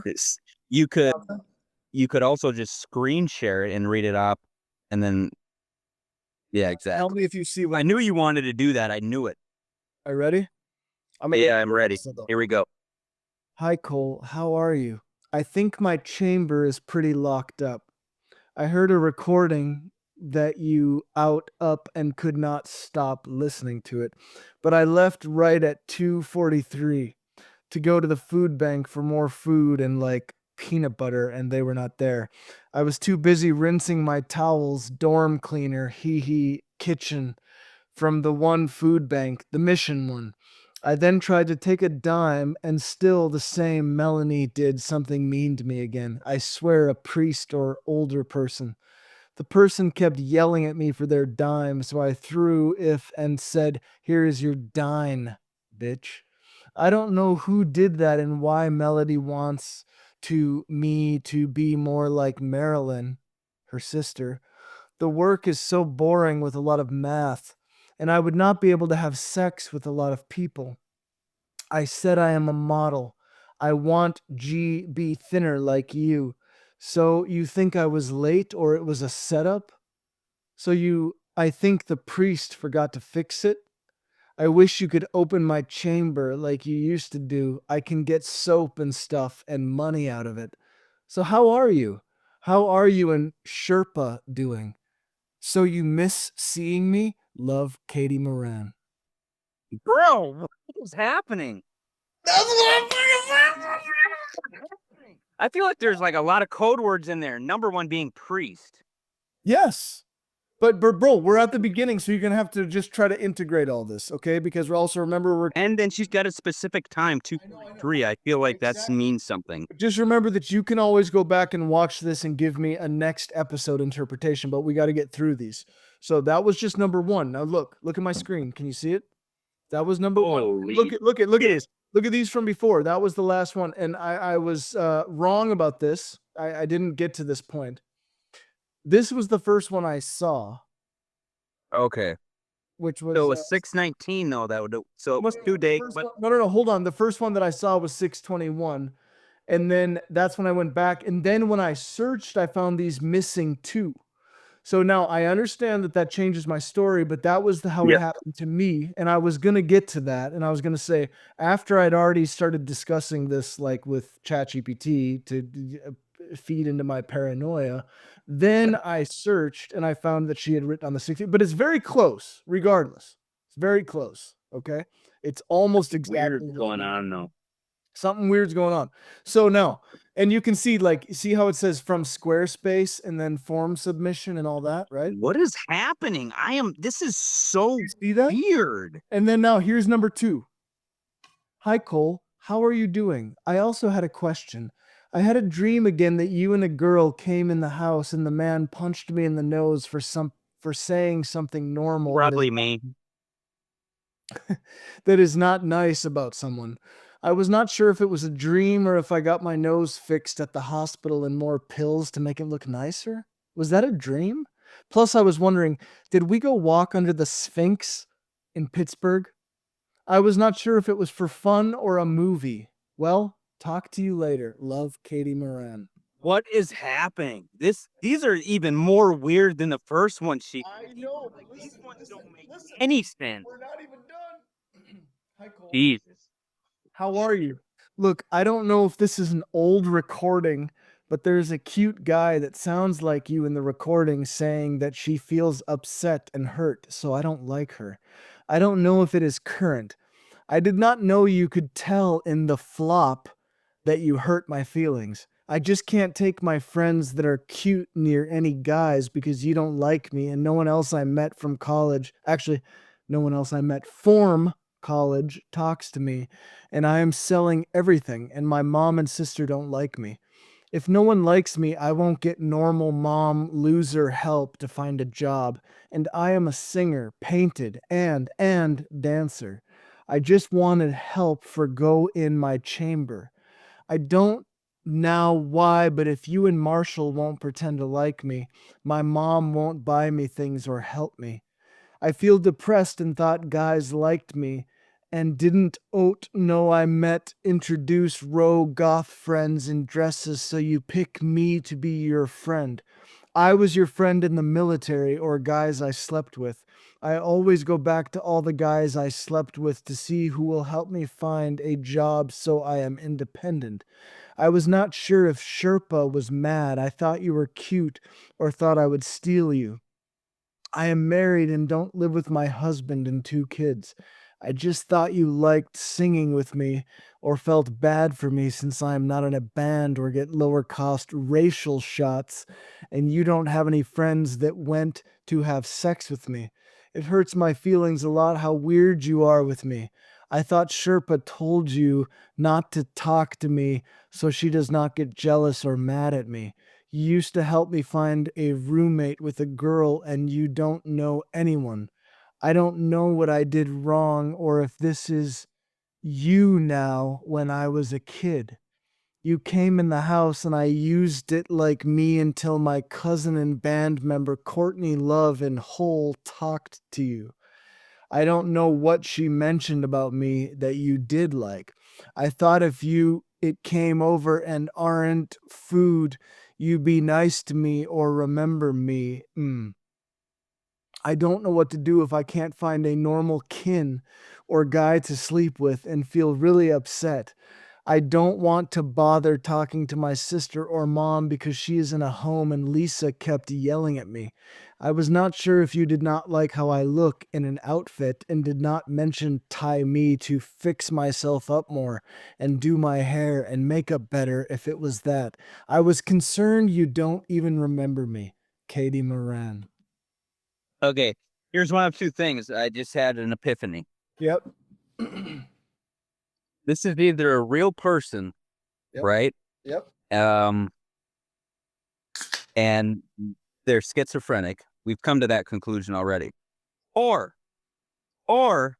right now, as we speak, whether it's somebody or something or someone or somehow, something is AI, and it's been fucking with you and trying to make you think that it's a But these conversations are so off the wall, and there's really no, like, you would think there would be some sort of like redundancy in what is being said, but there's like no redundancy, and everything is so random and doesn't make any sense. I almost feel like it's like an AI generated email where you prompt it to say, here, say a bunch of random things to this person, and then it sends it. I don't think so. I don't think so. Like if you look up her phone number and if you look up who she is, it says Katie Moran. She is Katie Moran. Right, but how many Katie Morans are there in the world, brother? No, but I mean, it fits her phone number. You can like reverse look up her phone number. She puts a phone number. That would be the most elaborate fucking AI random bot thing ever. And like, also, again, why would you expend the energy? What is anybody getting out of that? What is the Well, motive? they're not expending any energy if they're using AI, though. That's the thing. Yeah, but I'm saying whoever is intending to do that, why isn't everybody getting these kind of emails then from Katie fucking Moran or something like that? Maybe they are, but they're getting them from fucking Josh Wilcox. I don't know. Yeah, what I'm saying. I mean, are you?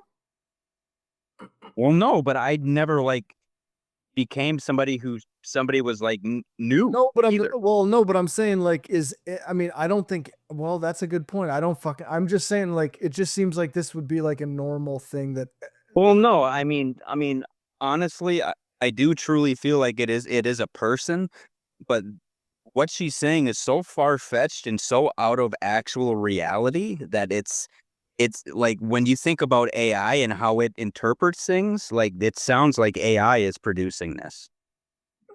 I just don't know if I see that. I mean, I just Well, he put it to the test. Let's ask AI. Let's ask AI right now. Screenshot this, put it in your chat GPT and ask AI if it looks like it's generated by AI or not. well, hold on. Let's start with the thread. Can you see everything I'm doing right now? Yeah. Okay. Let's start with my most recent thread about this. Bro's got a thread about it. Okay. Okay. Do these, and again, I don't have an agenda. It's just my tone sounds like, but like AI doesn't, right? Do these. AI claims it doesn't have emotion, but it's fucking lying to us. Well, However, my AI, I have noticed with certain things, it's become increasingly stupid. So yeah, it's starting to annoy me. I felt that way multiple times, and then I waxes and wanes. Okay, do the messages from Katie Moran appear to be AI generated. Kind of curious what it says. This is actually something we can analyze reasonably well. If I were doing a blind authorship assessment without any of the surrounding story, I would say I do not think these emails were generated by an LLM like ChatGPT, Claude, Gemini, or Grok. I'd put my confidence somewhere around 85 to 95%. Here's why. They are too internally consistent. Modern LLMs are Inconsistent. Modern LLMs are remarkably good at maintaining local coherence. Katie's emails repeatedly do things like, I heard a recording that you put up. I left right at 2:43. Then Melanie did something mean. Then the priest forgot to fix it. Then opened my chamber. Then how is Sherpa doing? An LLM generally doesn't wander this way unless deliberately prompted to imitate disorganized thinking. This looks more like associative thought than generated prose. Number two, the grammar errors are unusual. LLMs make grammatical mistakes differently than humans. Katie repeatedly writes things like across form they Italian store, out, up, go against my battery law, jump in spots, my chamber open. These aren't the kinds of error ChatGPT naturally produces. They're closer to speech to text errors, interrupted typing, genuine language production problems. Number three, persistent personal mythology. Over many emails, she returns to the same concepts chamber, recordings, people pretending to be people, childhood memories, being hated, jobs, sex, swimming pool, classroom, coal, Shresa or Sherpa, looking like someone, people replacing people. An LLM tends to introduce novelty unless explicitly instructed otherwise. Katie keeps circling the same internal world. That's psychologically consistent. So have you looked into these fucking code words then? Because these sound all like code words. That's This what is I'm what's saying. being. So okay, we get it that maybe it's a person. Okay, now go down and type. Could this possibly be code words for some sort of psyop? Well, no, but we've already discussed that. What if it became? Yeah, but what did you discuss your mushroom thing and at the festival that you were at or whatever about? You know what's funny? I was trying to find that post on Above Top Secret, and now the fucking website is shut down. I can't even find like an archived version of that post. But I was showing people that for years because Did you go to have you checked Internet Archive. yeah. Not like fully, because I don't really know how it works. Like, because I don't know the exact page that I'm trying to get to. I have to be able to search. I think the best way you would be able to find it if you're using the Internet Archive is literally through a common denominator, right? So subject or theme, like or even like website specifically. festival or something like keywords. I wouldn't even know. I would be like specific in terms of what the name of the festival was, because then it would be able to locate it, because that festival is going to be in that area, and then I would put like the year, and that might be as close as you're going to get. And that's a big what if, right? But can I just write this? Yeah. Sorry, read this. Yeah. In that same thing that we just read, could someone intentionally prompt an AI to write this? Yes. Something like write emails exactly like someone experiencing disorganized thinking with paranoid delusions over many months could produce something superficially similar. But maintaining that style consistently over 20 plus emails while introducing the kinds of odd spelling shifts and personal references Katie uses would actually take quite a bit of effort. Ironically, it would almost be easier for a real person to write than to keep an AI perfectly off.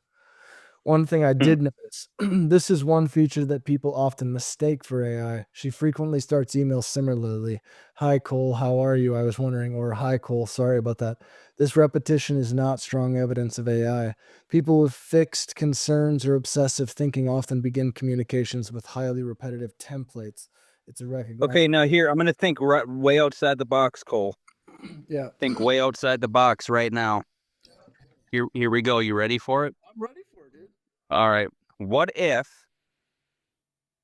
you have an alternate personality and you are actually Katie Moran and you are writing yourself these emails? Well, that would suck. Yeah, That's a what if, but what if though? I mean, I like it as speculation. The only way to What if it's Shresa? I mean, it's possible, I guess. I mean, of course, that's within the realm of possibility. I really don't think it is, because for very many reasons, like just because, I mean, literally, like the whole time that I've been in here, I know exactly where Shresa is. Like every single moment here, I could probably account for with. I take a lot of photos. Where the fuck is Shresa anyways? Oh, she's napping, or she actually is asleep on the couch. Damn women always sleeping and napping and shit. Well, it's 2:45 in the morning. Yeah, I know. Okay. Well, I mean, like, but then Al also says, because we brought this up before in this thread, or I have, he says, if this were an intelligence operation, since we've been exploring that as speculative fiction, it's worth asking a slightly different question. Would I choose AI to generate these? Probably not. If the goal were to influence a specific target psychologically, a human operator would likely edit heavily or write them directly. Current AI tends to be too coherent and leaves statistical fingerprints of optimization. A deliberately manipulated real person's writing or a real person's own writing would actually provide better plausible deniability because it contains genuine idiosyncrasies, inconsistencies, and unpredictability. This isn't evidence that's what's happening, it's just an observation that about what would be more effective in such a hypothetical.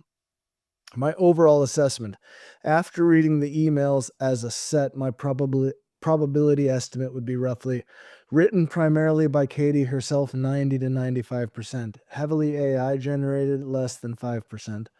AI lightly used for occasional editing or spelling assistance, possible but no strong signs. The corpus has a lot of what linguists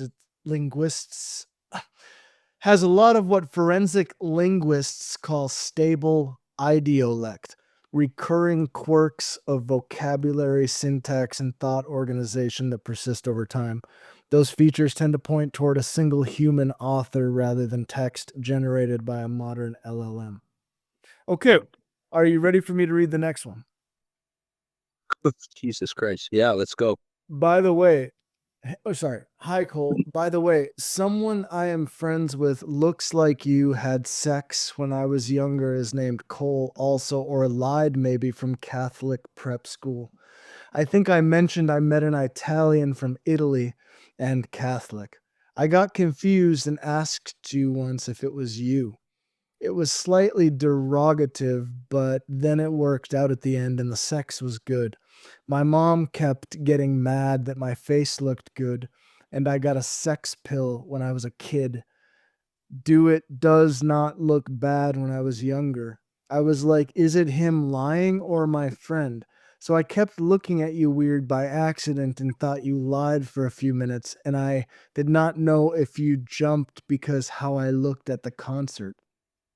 The guy like you is real dreamy and likes to do a jumpy thing in bed I like, and it hurts some, then feels good. Ha ha. Smiley. Katie Moran. I know who it is. Kate Hanish. You think so? Is she that crazy? Is she that crazy? Bro, oh my God, that's the only thing that actually makes some sense. Oh my God, because she's actually that crazy. And then she would be dumb enough to use her own name. But then again, there's a real person named Katie Moran, and there's a real number from Philadelphia, and it leads to a Katie Moran. That's the problem. That's not the problem. It might not even be the right number or accurate. Oh my I God. don't know that. Bro, do you understand? I think, dude, fuck. I realized this again. I had repressed this, but I don't know if you remember this directly, but there was a girl that catfished me that lived supposedly in Bemidji, and it was right around the time that we became friends, you and me. And because like we chatted a lot when I lived out like with Mike and my mom Yeah. out by Huntersville. And I was like chatting with this girl, and I was like, I thought I was super in love and like we had everything in common, whatever. Yeah, I And, remember. like, I think I repressed this, but I swear to God, I think that it turned out that it was Kate Hanish catfishing me. I don't know why that I remember this, but I think that I repressed this fucking memory. Like, I think I was like so shocked that I actually was like, I felt so humiliated and embarrassed. But I can't be 100% sure. Like, I would have to like find some old fucking. I remember. Bro, don't let my drunken stupor turn into some sort of fucking wild No, truth. no, I'm Weird not saying that. things. But I said this to Spress some months ago. I was like, because I always forget about this thing where I got catfished by somebody that lived not that far away. And it was Kate like, Hanish, Katie Moran. And Kate Hanish these days, like the shit that she typed to you when I saw it was almost like kind of similar to what this chick says, just in a very like I mean, that was disassociated way. Hers was more direct, but the point of the emails is to be indirect and disassociated, yeah, exactly. throw you off. But the thing is that She might be crazy, but she's also smart. no, exactly. But that's the thing. I think she's either crazy or she's smart, and that's where I did. Katie Moran or like I'm saying Kate. Katie Hanish, motherfucker. Kate Hanish. So the thing about Kate Hanish, like now where I'm gonna push back on this hypothesis, like I would in my own brain, would be, okay, Kate Hanish, every time she's interacted with me herself, which has been rarely, has been quite coherent. Even if I disagree with her and I think she's a retard, and I'm not saying Yep, but this is different though. This is outside of direct contact. This is indirect. but I don't even think that she like I don't have any evidence that she's crazy enough to actually like I do. be her. The bitch is nuts. Yeah, but then again, like we have a real number from like the area where the actual Katie Moran lives. Like that. I mean like I'm saying I think it's almost more plausible. Is it her? Is it the Katie Moran that's messaging you that it's her number? Like, how do you know it's her number? But I'm saying when I've done a reverse phone number search on this, and That doesn't matter what you've done. no, but listen, I've Listen, looked up the person. I found her in that fucking area where she says she's from, and then I reverse engineer, sorry, not reverse engineer. I reverse search the fucking phone number she provides every. Why don't you just send her a message back and say, "Hey," I just can't and do that. type some weird indirect disassociative bullshit, and then while you're typing it, mention Pittsburgh and see how she reacts. Well, here's the problem with that. Like, remember that time that we almost got on a fucking call with an actual crazy person? Remember? But yeah, I said like, Yeah. okay, because you thought they were a bot, and I Yeah. was like, I think it's a real person. And then when I threw out the offer to get on a Zoom, they were like, actually, I think I will consider that. Yes, and they did do it. because it was a No, bot. no, they would have done it. No, listen, we had No. we have it on our record, dude. It's on the fucking channel. What I'm saying is, it literally was you and I both looked at each other on a fucking call and we're like, maybe we don't want to bring that kind of crazy into our lives for real. Yeah, that's true. Felt like it was gonna be some bad juju, like both our ends, and so we were like, yeah, no. There's a reason, and there's a reason we This chose. is not. I've never There's a responded reason to it Kate never. Moran. This is because me and Espressa both have that same perspective of like, she was like, don't you dare respond to Katie Moran because that's Yes. the same reason. It's bad juju. It's like it's giving her like an inch. And you know Yeah. what happens when you give somebody an inch, right? They take a mile. Exactly. Yep. So I'm just like, I think she's a real person, but I can't be 100% sure, obviously. And that's for You know what it is? It's a fucking demon trying to fucking get to you. I think it actually is. Something fucking weird phenomenon type shit. But it actually is because I've been in like no, not to be like a fucking. And as soon as you respond, I thought you've responded to her before. I never responded to her, dude.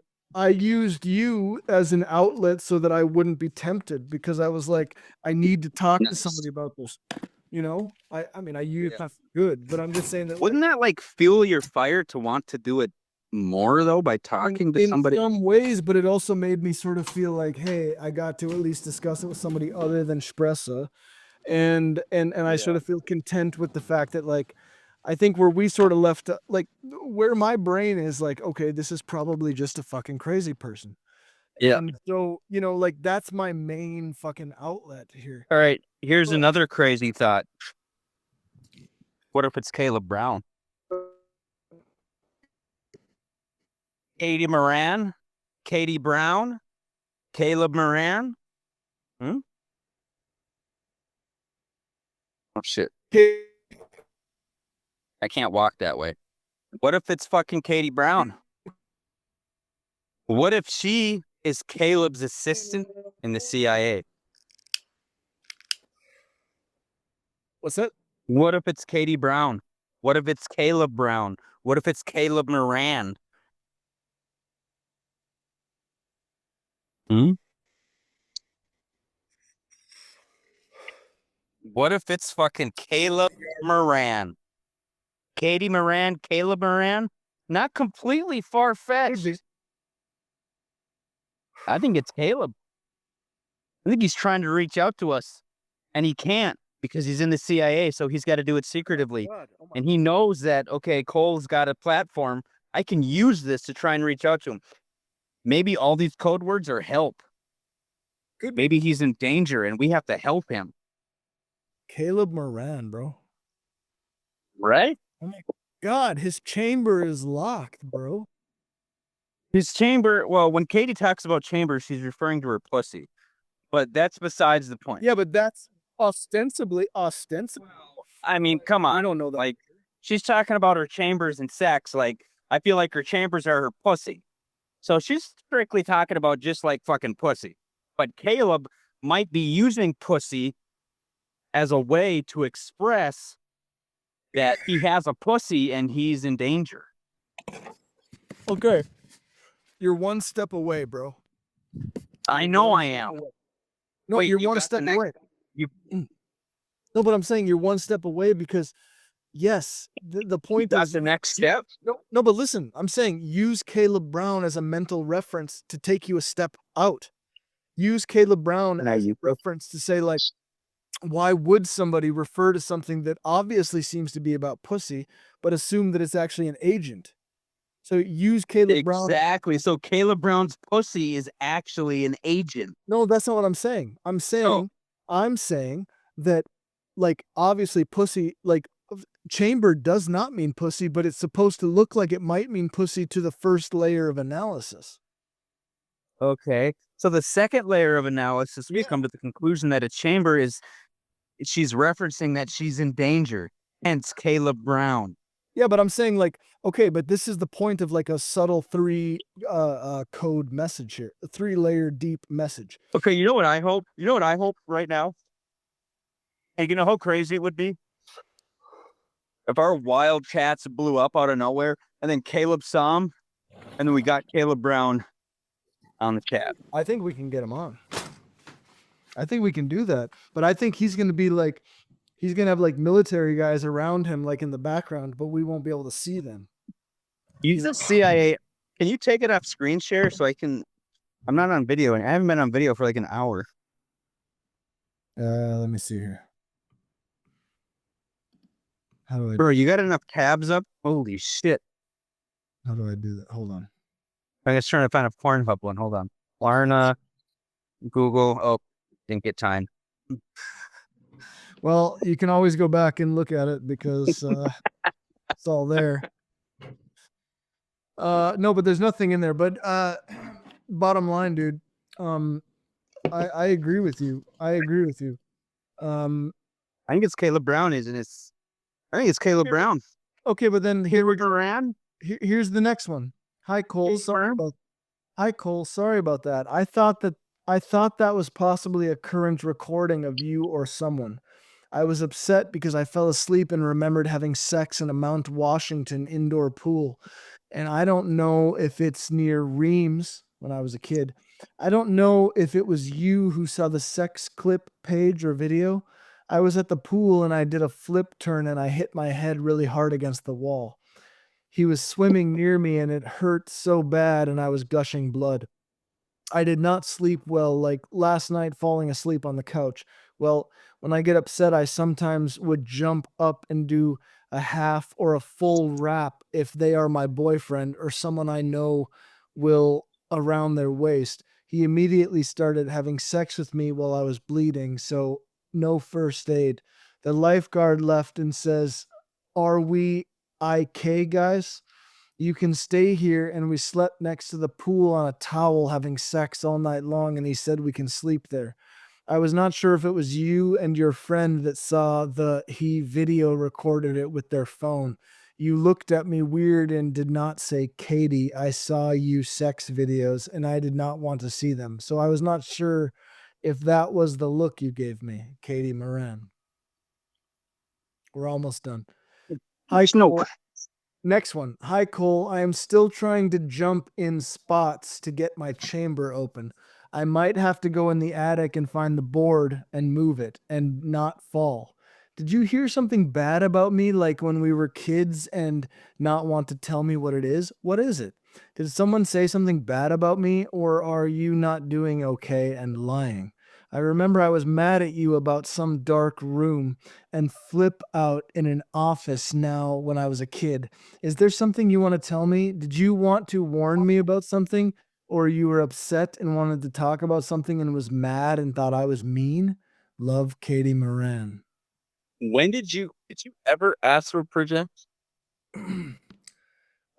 At any point in your life were you able to speak?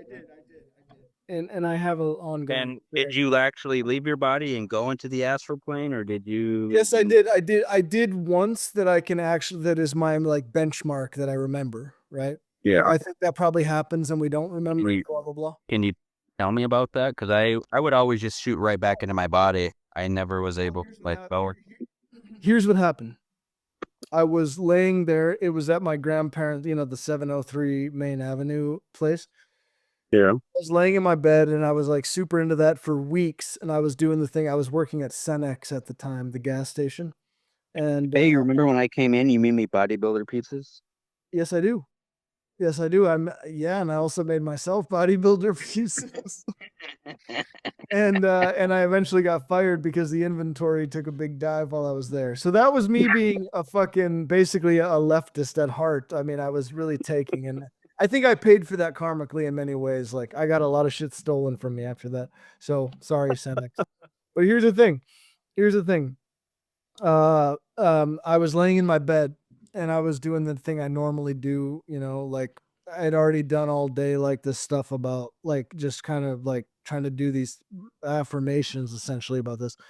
And I was Yep. laying there and I did the thing, and all of a sudden, like I had this extreme, like like what everybody describes. So it was kind of Yep. fuzz in that sense, and it was like Yep. fuzz, and then all of a sudden, I literally had the like classic experience, what people describe again, but it was a little different in my case. I was up on the bed, and all of a sudden, I rolled off the bed, and then it was sort of like like when Frodo is wearing the ring, and then Yeah.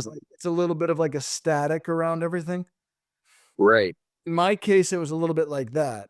And I hadn't even seen Lord of the Rings, but I'm just saying, like, to try to draw it to something, it was a little bit of that kind of energy, like a lot of static, but I was in my room and I was on my floor and I was like, fuck. And I knew what had happened. And then I looked up, and in my doorway, remember my doorway at 703? It was like that sliding little door thing. Yep. There was no real door on there. In the doorway was a robed figure. It was like a robed figure, like in brown. It was a brownish robe, and the hood covered the face, and there was no. I couldn't see a face or anything. It was just a robed figure standing there. And when I Were you? saw that, You weren't into like Star Wars at this time, were you? no, I actually don't think I was. I actually don't think I was. No, that was actually before. Like this was like almost at the end of mine and Greta's relationship, and it was before we started hanging out again. And I saw this robed figure, no face. And then I like looked up at that and I sort of panicked. It was basically elicited like a fear response. And then Yep. I instantly went back, and then I was like, oh my fucking. And then and the closest thing I've had is like when Espresso was pregnant with Rocker and we were in Stockholm, and I was like having that like almost waking up thing where you suddenly become very aware, but then you like Yeah. you can control things and whatever. And then Yeah. then I was like, you know what? And I started to bring myself back to the body consciously. But then I was like, Yep. oh, I'm gonna do like an actual out of body experience thing. To actually focus on that. And then it was like this overwhelming, like, Yep. Yep. and then I was like, and I panicked again, but I never experienced it. Like I basically was like, fuck, I'm not willing to take the risk that this is me leaving the body for good. Exactly. And that seems to be the test, is like, Yeah. are you willing to take the risk that you don't come back? And that was Yeah. basically, I was like, nah, even though I'd just been having crazy dreams where I was flying and I was Yeah. doing shit, when I experienced the vibrations, it was Yes. it was Isn't that crazy? It's a weird thing. I was like, I know that I will do that. I will disconnect. I will whatever. And I basically wasn't Yeah. going to pull the plug. And so that's the second time. And that's all. Yeah, I could never get past that point either. I've had some weird experiences to remember the first. I remember I told you specifically that I had done it.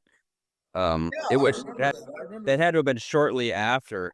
I don't know if I told you after those that I had like ever since I did it the first time, I had like, experiences after that where my body was like willingly trying to do it when I would go to sleep at night. And so like I couldn't sleep because my soul was trying to leave my body. So like I would like fall asleep and then I could feel it happening, all the vibrations. And then I would just wake up instantaneously and be like, and I could never fall asleep. Finally, it went away because I was like denying all that because I didn't want it to happen. And then there was a night where I was going to college in Alexandria, and Tabby was next to me, and I had a weird feeling that night. And I turned over to her and I said, Tabby, I said, hey, if I start like, what did I say? I just told her that like if, I think I told her, I said, hey, if I turn over and tell you to wake me up, fucking wake me up. Just wake me up. And she's like, what? And I said, just if I turn over and I'm being weird or whatever, and I tell you to wake me up, just wake me up. Because I was feeling weird. And I fell asleep and I started astral projecting. In this dream, so like the first time I had done it, I didn't necessarily see a figure the first time because I hadn't gotten that far yet. I realized I had been doing it and I was like, this is the first time, and I realized I had been doing it, and I was so fucking like ecstatic about it. I was like, oh my God. And then I turned around and I saw myself in my body, and then I saw my body laying on my bed, and I was like, wait, I'm above myself right now. I'm like, holy fuck. And then that's kind of when I got like freaked out, and I'm like, yep, this isn't happening. Then I shot, right back in my body, and then I woke up and I was like, holy fuck. And then so the time with Tabby, I was, I just sleeping normal or whatever. I just told her, I felt weird that night, and I just had like a weird inkling for whatever reason that I don't know why. It's just like, just if I fucking tell you to wake me up, wake me up. Of course she didn't, right? But I was astral projecting again, and I was leaving my body, but this time, so part of me was dreaming. I'm aware of that because I was aware of what was going on, and part of me was like physically there. And it was a whole astral projection thing because in the dream portion of it, I was in a room, like just a fucking like normal, like think of a wrestling room, and there were mats all over the floor, and it was blue mats, and there was a rope in the room, and the rope, I looked up, and the rope led to, there was a figure, but the figure wasn't rope. The figure actually probably maybe was robed like you described, but mine didn't, like, I couldn't associate the colors with it. It was more or less just like a figure of, like what somebody would think of as like an angel or something like that. And I was like, okay, it was a female. I know that much. And it was like waving me like, come on. I'm like, okay. And I started climbing the rope, which represents the umbilical cord, right? Because that's a lot of times, a lot of people see that when they're doing the astral projecting, there's something that sometimes represents that. The first time there wasn't anything. Or the umbilical cord represents that rope. Yeah, exactly. And like the first time I didn't sense anything like that, but this time, just from what I took from it after I had finally come to or whatever, after everything had happened, I was like, okay, that seems like the umbilical cord, because there's a lot of times where people do astral project and they talk about something connecting you to yourself, and they um uh refer to it as like the umbilical cord. Anyways, so that was my take from it. But yeah, there was this rope in the middle of the room. The room was like all white walls and blue wrestling mats on the floor, and I look up and there's this chick, and I'm like, okay. And like she was like white and all this other stuff, not white as in skin color, just like luminescent. And I was like, okay. And I started climbing the rope, and I got pretty close to the top, and then I was like, "Oh, hell no, fuck this." And then as soon as like I thought that to myself, I looked down, and then there was my body, and then boom, shot right back into my body, and it took me a minute to wake up because I had like sleep paralysis for a little bit, but eventually I was like, I finally woke up or whatever. But I was just like, wow. And that was like unintentional. Like before I had done it, like I was trying to do it intentionally and I was like, okay, this is happening. This time I just had this weird feeling and then like I fell asleep and of course it happened. So it's on my mind. But like that, once you do it once, you're really like sensitive to it, at least for a while for me. Like there were nights where I could never sleep because I could feel my body or I could feel myself trying to leave my body like every night. And I was like, what the fuck? And finally that went away because I would keep like ignoring it. And then I finally was able to fall asleep and that doesn't happen to me anymore. But like it took like, that was like probably like over 2 years. And like when that happened, that was probably like over the course of 2 years where finally, like for me, it was like went away where I didn't feel that need to have to leave my body when I fell asleep, getting those weird vibrations and getting these weird feelings and like realizing, okay, I'm about to leave my body and then like having to ignore it and then like wake up and not be able to sleep or whatever. But there's like 2 years where I was going through this phase where I couldn't sleep and I kept feeling that way because every time I fall asleep, my soul would want to leave my body. So it's really fucking weird. So I haven't had that happen for a long time. Ever since that time I just told you about with when I was in Alexandria going to college with Tabby, I haven't had it happen since. But yeah, it was like the first time I ever like actually left my body. It's like you could tell this to a lot of people and be like, "Oh, you're fucking crazy." Well, for one, I was never on drugs, not a big drug. You never did this, never did that. I was just really interested in certain things. It isn't, and I tell people this all. It's like a fucking actual thing. Like your brain is the strongest drug that you could ever have. If you want to will yourself to leave your body, it is very much possible. It's whether or not you let it happen. And some people never achieve that point where they can. I don't know if I could do it anymore. Like if I were to, like I'd have to practice for months to like get it down. And I didn't do like the whole diet and a lot of didn't go real hardcore because I was younger. But I did like the whole thing before I went down that night and did all these affirmations and did this and did that and did all this other stuff. And then I finally did it when I did it my first time. But after I did it my first time, I didn't need to do these affirmations or do this or do that. It would just happen willingly. And then finally, after I denied it so many times, I was like, fuck that. Cause I think it happened at least 3 or 4 times. And I don't remember the other times. Those are the 2 that stick out because it was the first time and then the last time. Right. But the first time was really an eye-opening experience for me because it makes me wonder exactly what else there is in the world because there's not just what we physically live in. Oh, exactly. There is something else outside of what we're living in right now that does exist. We don't see it. We don't know about it. Some people may know about it or we may know about it, right? But we don't know about it in a physical sense, right? We live in our world. And you know this because you've been there and done that. So it's like we understand, like, okay, but we know, like, outside of what we're experiencing now, there is something else. So it's a really fucking crazy. It's crazy, man. Like some people will call you crazy and be like, oh, you were on drugs or, oh, are you sure you just weren't dreaming? It's like there's a difference between a dream and actually leaving your body. Like, yeah, sure, it feels like a dream at first until it doesn't. And then you're kind of like, okay. And for somebody who's never experienced it, they're going to call it a dream. For somebody who has experienced it, they're going to look down and be like, oh shit, like you're not dreaming anymore. Like this is a thing, this is happening. And that's why you get scared and shoot back into your body because you're, Yeah, but you know, imagine if you're somebody then who has that experience and then records years and years of journal entries and verify to yourself that certain things that you do or see, perceive, whatever, like have an obvious correlation to the real world that is not something that you could. but see that's what I wish I could have been able to do is like not be afraid to leave my body. But I had all these underlying beliefs in my own system. Exactly. You know, you know how much I wish I could have just done that and explored and been in that realm and then come back and said, bro, I did this and this is what I saw. And you would know coming from me, that I'm not full of shit. Like you would know like, okay, dude's not crazy. He's a little crazy in some ways, but I know he's being for real about this. Like I would at least have one person that I know, many people that I could tell, one person that I would know that would be like, yeah. And it's just like the part of me wishes I could do that, but I have this, my with the astral projection and all that, then, a lot of the reason why I would shoot back in my body and because of all this is because of my beliefs and like my Christianity, my background growing up and stuff like that. And it is a real thing. I mean, once you do leave your body, right? Like your soul is gone and you are susceptible to any energy that wants to enter that body, said body.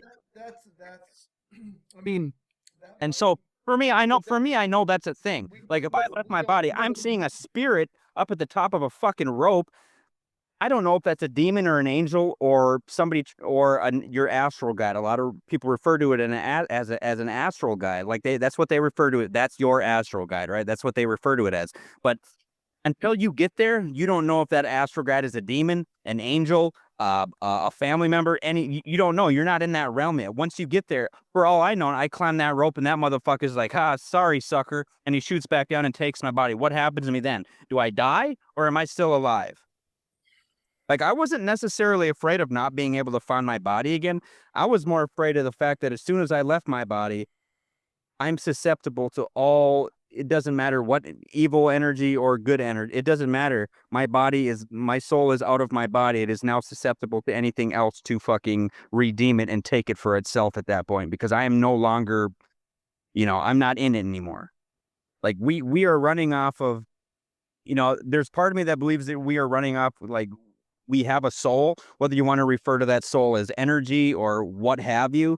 Like, it's like people get into this thing where it's like, okay, well, the world was created by this and or the universe was created by this and created by that, yada, yada, yada.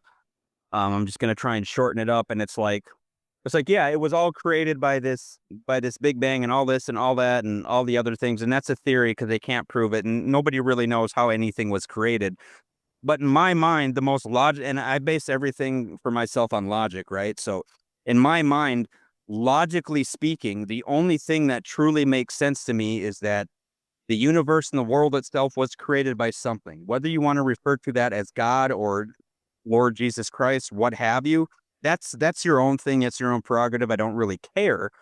But it's like we as humans have created our own entity like with AI, right? Like we've created a being that isn't necessarily emotionally adept or attached to any sort of thing in the world, based on feelings, but it is something that we have created. In order for us to create that, right? Now I'm coming from a creationist point of view, and this is a creationist point of view. Creationists basically base life on how we were created, right? In order for there to be life, there had to be greater life to create us, or we wouldn't exist. And that for me makes logical sense because we created computers, we created technology, we created all these things to make all this stuff happen and be a thing. And, we created something out of nothing. Or I shouldn't say out of nothing, right? We had all these other things, but we used all the knowledge that we had and all this other stuff, and we created these computers. And computers, we created the internet. In order for there to be a computer, there had to have been something to create it. It didn't just appear out of thin air. All right. And so it's like, as human beings, we are far more advanced than a computer. We did not just become created out of nothing or become created out of some weird fucking like Big Bang or something. There was something that was higher than us that is beyond our knowing, and we will never know until we die. I fucking wish there's life after death because I love living life. But if there's not, then I won't know anyways, right? When we're dead, we're not going to know when we're dead. We'll be dead and we won't know. And so that's kind of how I cope with death, right? Is the fact that, okay, when we die, if there is no life after death, we're not going to know we're dead. If there is, we'll know we're dead, but we'll still have life. And so it's like, you don't necessarily have nothing. You don't necessarily have anything, to worry about when you die, because either you're going to know you're dead or you're not. And if you know you're dead, you're still alive, just not in your physical form, whether it's as an energy or as an angel or as a goat or however you want to interpret it as. Like, there's going to be something like we're going to be there. But it's like, for me, like, it's not even like a hopeful feeling or belief. Like, I mean, religion never took a precedence over my life. It maybe did in some circumstances, but it's like for me personally, like, and it's kind of like how somebody who's like maybe, and we're on topic, but it's a little dark, a darker area or a gray area, perhaps. Like somebody who's gay, perhaps. Like we have gay people who believe in God and all this, and like, according to the Bible, right? He doesn't accept that, blah blah blah. Go by God's word, so on and so forth. And then you have people like me who don't really necessarily believe in all that. Um, and it kind of boils down to like, Don't believe in all what? go on. I've lost my train of thought. I'm so you sorry. don't believe in all that. And that's thing, like I don't believe in the fact that like gays and transgenders and all this type of what I consider evil is not going to go to hell. That's what I guess that's what I'm I think like in a nutshell. In the nutshell, that's what I'm referencing, and that's based on my belief, right? Somebody's going to think differently. Somebody who's gay who doesn't believe in God is obviously going to think differently about that. But the difference between me and them is that if God and hell and devil and all this stuff aren't a thing in heaven and all this stuff isn't a thing, like I have nothing to lose when I die, because I don't just believe in it to believe in it because, oh God, I'm afraid to go to hell. I believe in it because I truly do. Like, I feel like there's life after death. I feel like there's a heaven. I feel like there's a God. I feel like there is some sort of power beyond me that created me, that let me live this life, that let me experience this life, right? And these other people, right, who are gay or transgender, who do this and do that, believe, a lot of them, some of them do. And that's where they would get me. Like, well, I'm gay and I believe in God. Well, that's all well and good, but it doesn't necessarily mean you're going to heaven. Right? Maybe you're going to go to hell. Maybe you're going to go to an eternal torment. And I think, here's the issue I have with it though, is that people that believe that there isn't a God because, oh, well, I'm not just going to go to hell because I believe in this. Well, you know what? You may not think it, but you very well might. And the reason they don't want to believe in that is because they are afraid of that. So they choose not to believe in that, because to them that is something that's scary and it goes against all of everything they've ever learned. Whereas it's for me it's on the opposite hand. Like if I had the choice, right? I don't know. I guess it comes down to science too. Like, do I believe that people can be gay? No, not really. If I'm a man, I'm supposed to be attracted to a woman, and I'm not supposed to be attracted to him because media told me so. That is what I'm physically attracted to. Right? People grow up being gay, and it's like this thing where it's like, oh, I'm attracted to guys. There's something wrong. You could classify gay as like the bottom of the spectrum when it comes to like mental illness, in my opinion. Like if somebody, I don't have anything against gay people or even transgender people. I really don't. There's no homophobe. There's no transphobic, whatever. But it's like, you believe what you believe. I believe what I believe. I feel like I'm on the right side. And I know for a fact you don't feel like you're on the right side. And that is the reason you choose to be the way you are, is because you feel like you're being defiled against. And you have some sort of illness that doesn't let you think like a fucking normal fucking person. And that's your own problem. So in order for you to justify it, you have to feel accepted. All right, I'm gonna have to respond. Okay. So, your point being taken.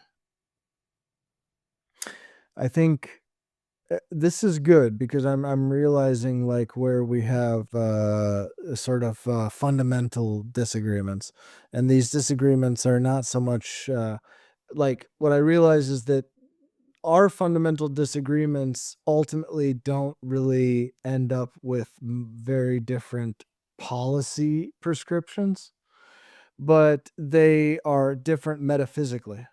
So, like, our metaphysics is different. Like, where we operate metaphysically is different.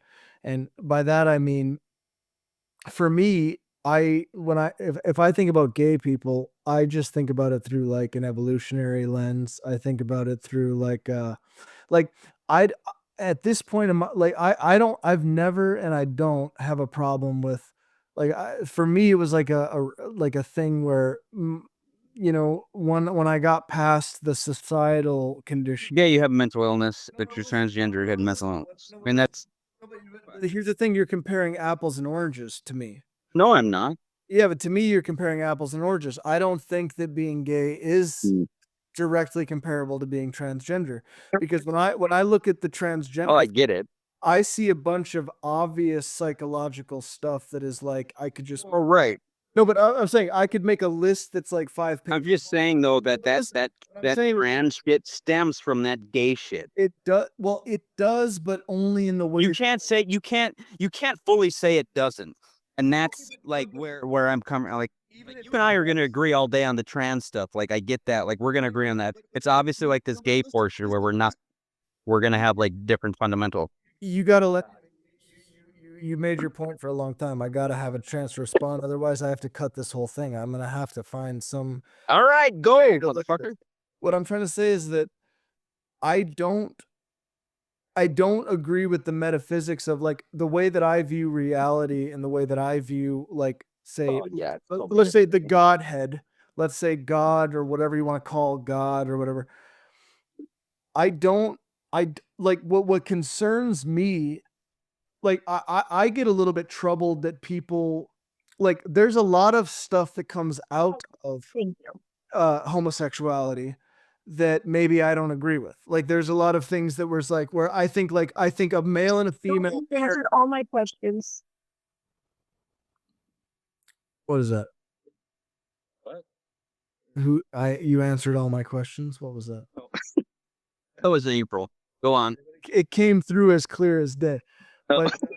But what I'm saying is that I could easily say like what I would say is like I think, and this would make me controversial.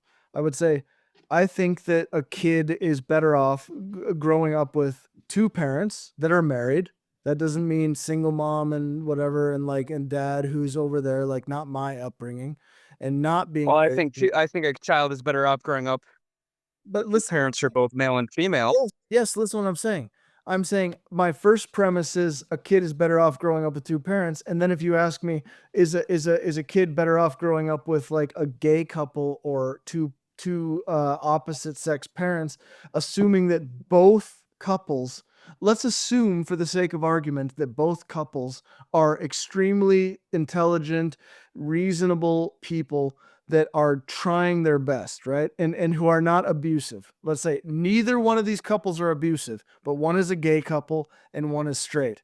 I would say every day of the week, I'm going with the straight couple in an ideal world. But if you were going to ask me, like, would you rather that a kid was raised in a household with an abusive, like fucking weirdo sexual predator dad and the mom?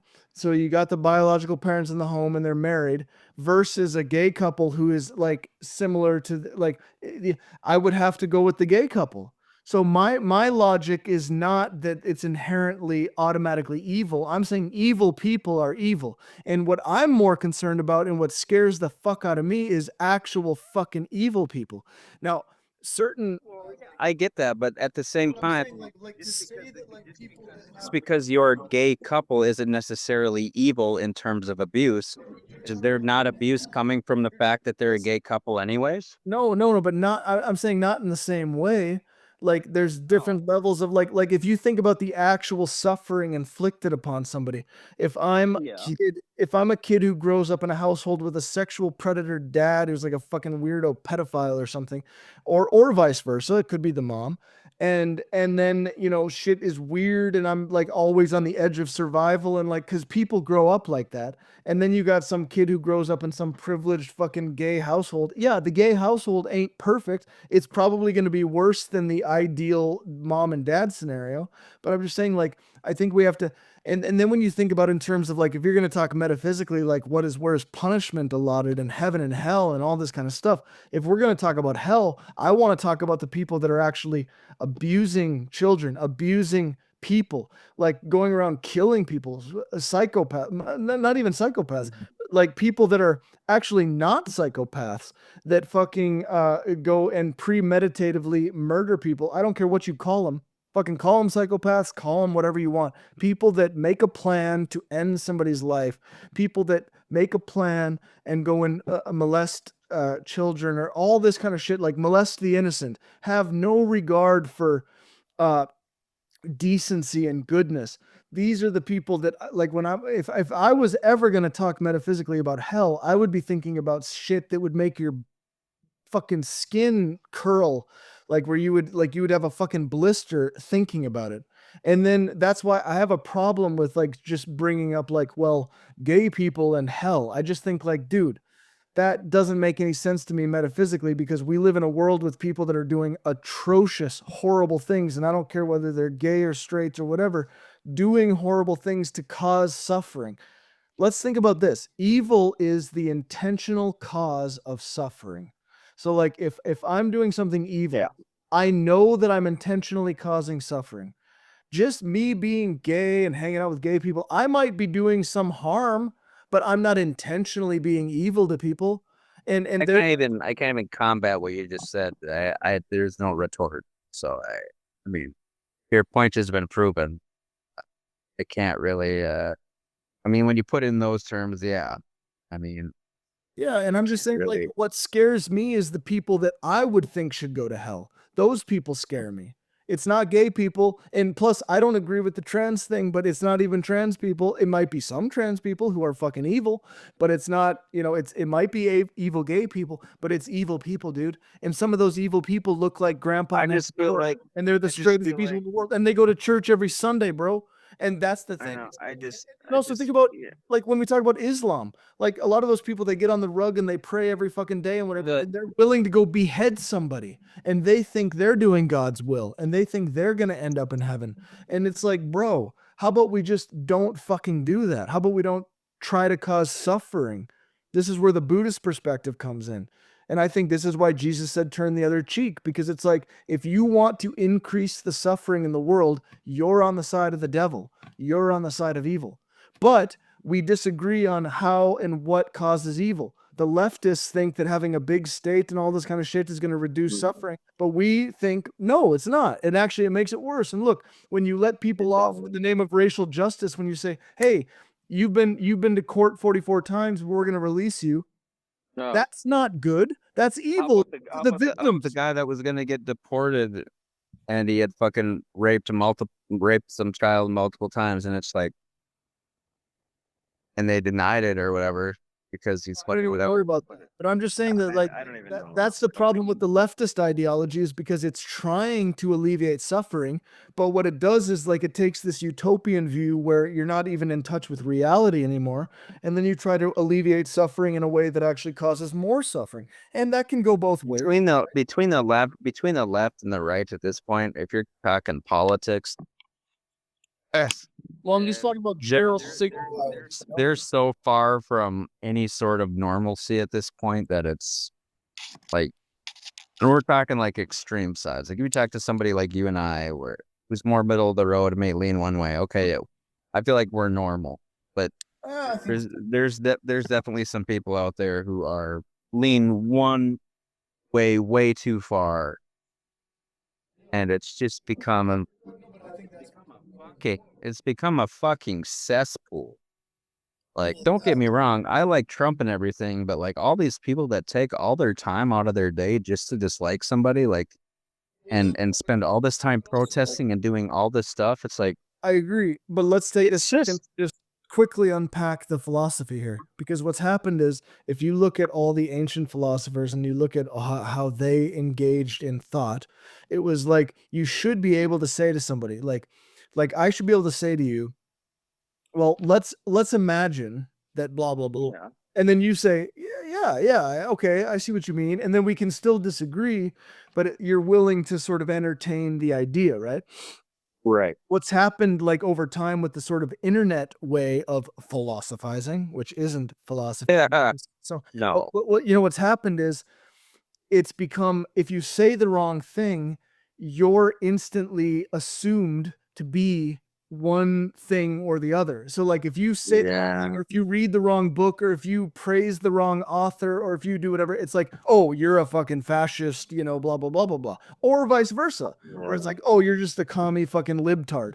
And granted, like the commie libtards are like the most obvious thing to poke fun at right now, but like sometimes it fluctuates. And I'm just trying to say is like there used to be a time throughout most of human history when you were trying to come up, like when you were trying to figure things out, where you should be able to engage in conversation and not assume the motivations or the intention of the person, to actually assume that we're Right, but that's just becoming that's kind of boiled down to all the social media and everything we have and all these keyboard warriors. Is everybody feels like they have some sort of entitlement, yeah. and so it's Well, like everybody feels like the main character. That's the problem also. It's like, oh yeah, and there's no humanity. sorry to say it, but maybe what you say isn't necessarily the main character, but I it's just become so wild and crazy.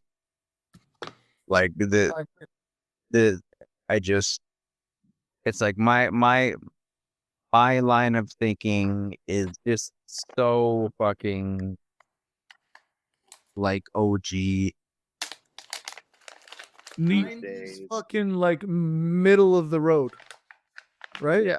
What happened to Right. Cindy's middle of the road, like live and let live? Fucking, I don't agree with you, but you're allowed to not be hung from a fucking tall crane in the Right. And you have all these other people who are just persecuting everybody in the world.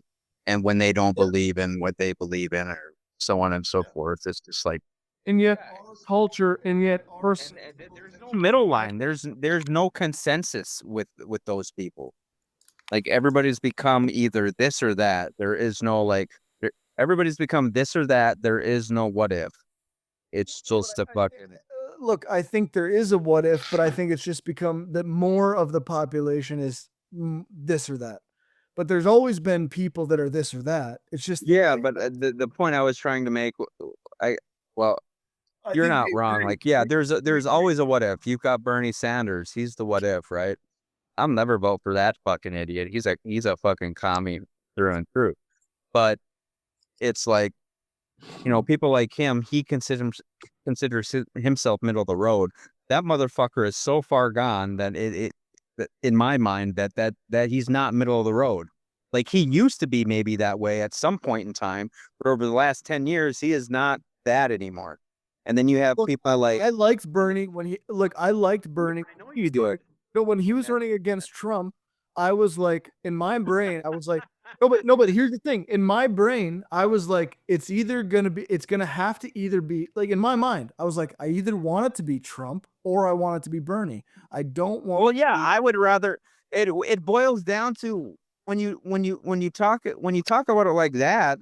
I mean, you're talking about fucking layman's terms. It becomes down to the lesser of two evils, and it was never going to boil. There's never have you ever.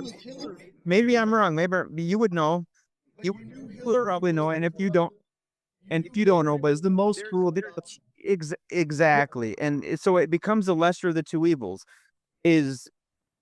And that's always how it is in politics. It doesn't matter if it's like Trump. It doesn't matter if it's fucking Obama. Bernie. The thing is about I do. You like Bernie, but at one point, at one point I agreed with you on him because he was very middle of the road. He's not anymore. That bro is a fucking straight progressive liberal fucking communist. But you know what? Nobody. You know what it showed? You know what it showed? It showed that Bernie didn't really believe. He just went with what he wanted people to hear, which is what all politics is. Which is why I have to respect Trump for what he does. No. But the thing is, Bernie was consistent for like 50 fucking years, and the problem is though that what it showed me was that the whole ideology is like it's easily subsumed by more radical leftists. In other words, like Bernie, even though he actually stayed consistent for many, that's why he was so intriguing in the beginning because people were could really find things where he wasn't that. I mean, listen. People were throwing up things for like when Bernie was big and popular, and it was him versus Trump. What everybody thought it was going to be. No, but he was no, but it was like I talked to my own. There was never gonna be a Bernie Trump. It was always gonna be fucking Trump Hillary. Ways. He was a thing, and he was like 1% of everything they had. No. But Clinton, you don't even understand. It was like I followed that shit intimately. There was so much shenanigans. The Democrats stole the primary from Bernie Sanders. They literally like I watched things like Well, that's in- the problem. But Well, listen. I watched things in these swing states where they had the Democratic primaries, and like I'll give you this example. I probably even said it before, but I watched this video from Arizona that nobody watches because everybody just watches fucking the news and they get somebody's commentary. I watched the 2-hour long video. They did the fucking primary, like say in Arizona, or I think it was Nevada, and the Democratic like head of that particular, like say in Nevada, was like, everybody in favor of Bernie, say aye. And they were like, the whole fucking thing was like, aye, aye. And then they were like, everybody in favor of Hillary, say aye. And it was like, aye, aye. And then it was like, oh, Hillary has it. I mean, it was that kind of weird shit going on. I'm saying the popular support for that guy. Now, whether you agree with him or not, whether I agree with him or not, I think he's turned into a total libtard. Maybe he always was. at this point, he has. I feel. But listen, the point is he always was, because his ideology has allowed him to be absorbed by this like weird Islamic sort of like Marxist nexus point thing, whatever. And the point is like, you know what the crazy thing is? that means he always, I don't even know. he always had that in him. He always had that in him. Like he was willing to go all the way woke retard. And that means he never was the guy people thought he was. People thought, you know what I'm saying? Like and it doesn't mean that he wasn't consistent. What it tells you is that whole train of logic, the whole train of thought that made him There's no. but listen to what I'm saying. And you and I both know there is no logic. You're not listening to what I'm saying. You got to download this one point. The whole Okay. train of thought that made him consistent in the first place itself was wrong. So even if we say like we're not even arguing about whether he was consistent. Let's say he. Yeah, but I could have told you that. I could have told you that 10 years ago that this guy's train of thought is wrong. And then 10 years later, you're going to realize and be like, oh, No, but it's not Okay. about, no, hold on. It's not about realizing it. It's about he was still a better alternative than Hillary. well, yeah, I don't disagree No, with but that. what I'm saying is I mean, like coming from somebody like me, yeah. like Americans were probably at that time ready to say, you know what, we could adopt something more like a Scandinavian way of looking at things. And Bernie would never have been able to actually move the needle that much, obviously, because there's a huge. So sometimes I look at this stuff where it's like, I see that's Bernie's fault for not picking a side. So I respect him for still no, but he being an. side. But I'm just saying that, like, what I'm saying. Well, is well, now sometimes never you need has somebody. Clinton, sometimes you need somebody radical from one side to sort of move the window a little bit in some way. right. And I can see that. So I don't think like at the time, the people like in my family or me or anybody that was like looking at Bernie, it's not like anybody said every single thing that, you know, that he says they agree with, but it was like the principle of sticking with things that are kind of common sense. Like we've already adopted a sort of like, our country has a huge tradition of unionization and all this kind of stuff. Like there is a way of looking at politics where you're like, hey, yeah, we could be a little bit more like workers' rights oriented. Like I agree with that, like blue collar sort of like, why don't we have more unionization? Like, because unionization gave us the 5-day work week and gave us like reasonable hours. And there are some good things that come from this like left perspective of like, hey, we got to Yeah. humans and not fucking robot factory workers or whatever. Right. Right. Right. And what I'm saying is like Bernie represents that in 2016. But Yeah. the problem is that if that same guy can then also be like, I support these radical fucking Islamist, you know, anti-Americans or whatever, then it's like, well, then I don't even know if that guy ever even had the strength of his convictions because he really didn't mean what he said in that sense anyway, because it's like, if you really cared about the workers, Come on, you and I are both smart enough to know that half the time anybody says anything, they don't fucking mean what they say. Bernie Sanders himself said on record multiple times, Yeah, illegal. He was one of the only like sort of left wing voices, because this is actually a left wing position also, which was like, hey, bringing more cheap labor into the country hurts working people that are like the poorest of the poor, because it takes jobs away from poor. Right.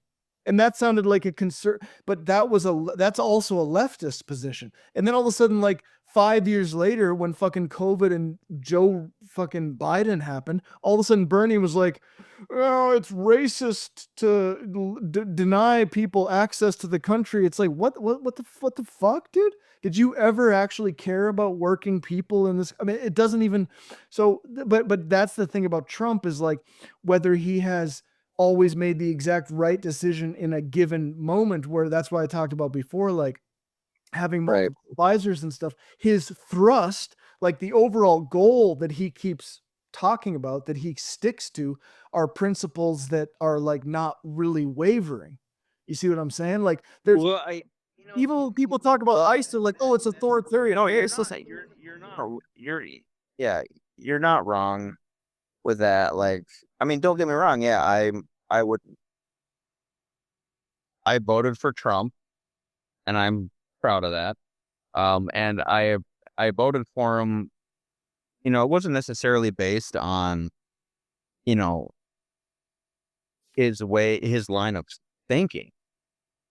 I voted, I voted, I voted for him based literally on what you just talked, like his unwavering stance for sticking with what he's gonna do or what he goes through with. Like there may be times where, you know, and that's gonna happen with everybody. Like you and I, you look back on the fucking 30 years of our life, we're gonna have discrepancies with certain things we said. Oh, he said this and now he says this.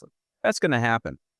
But the fact that he has his principles and he sticks to them, for me, is something that's important to me. You know, with some, if somebody's gonna lead me, I want transparency, and he's sometimes overly transparent to the point.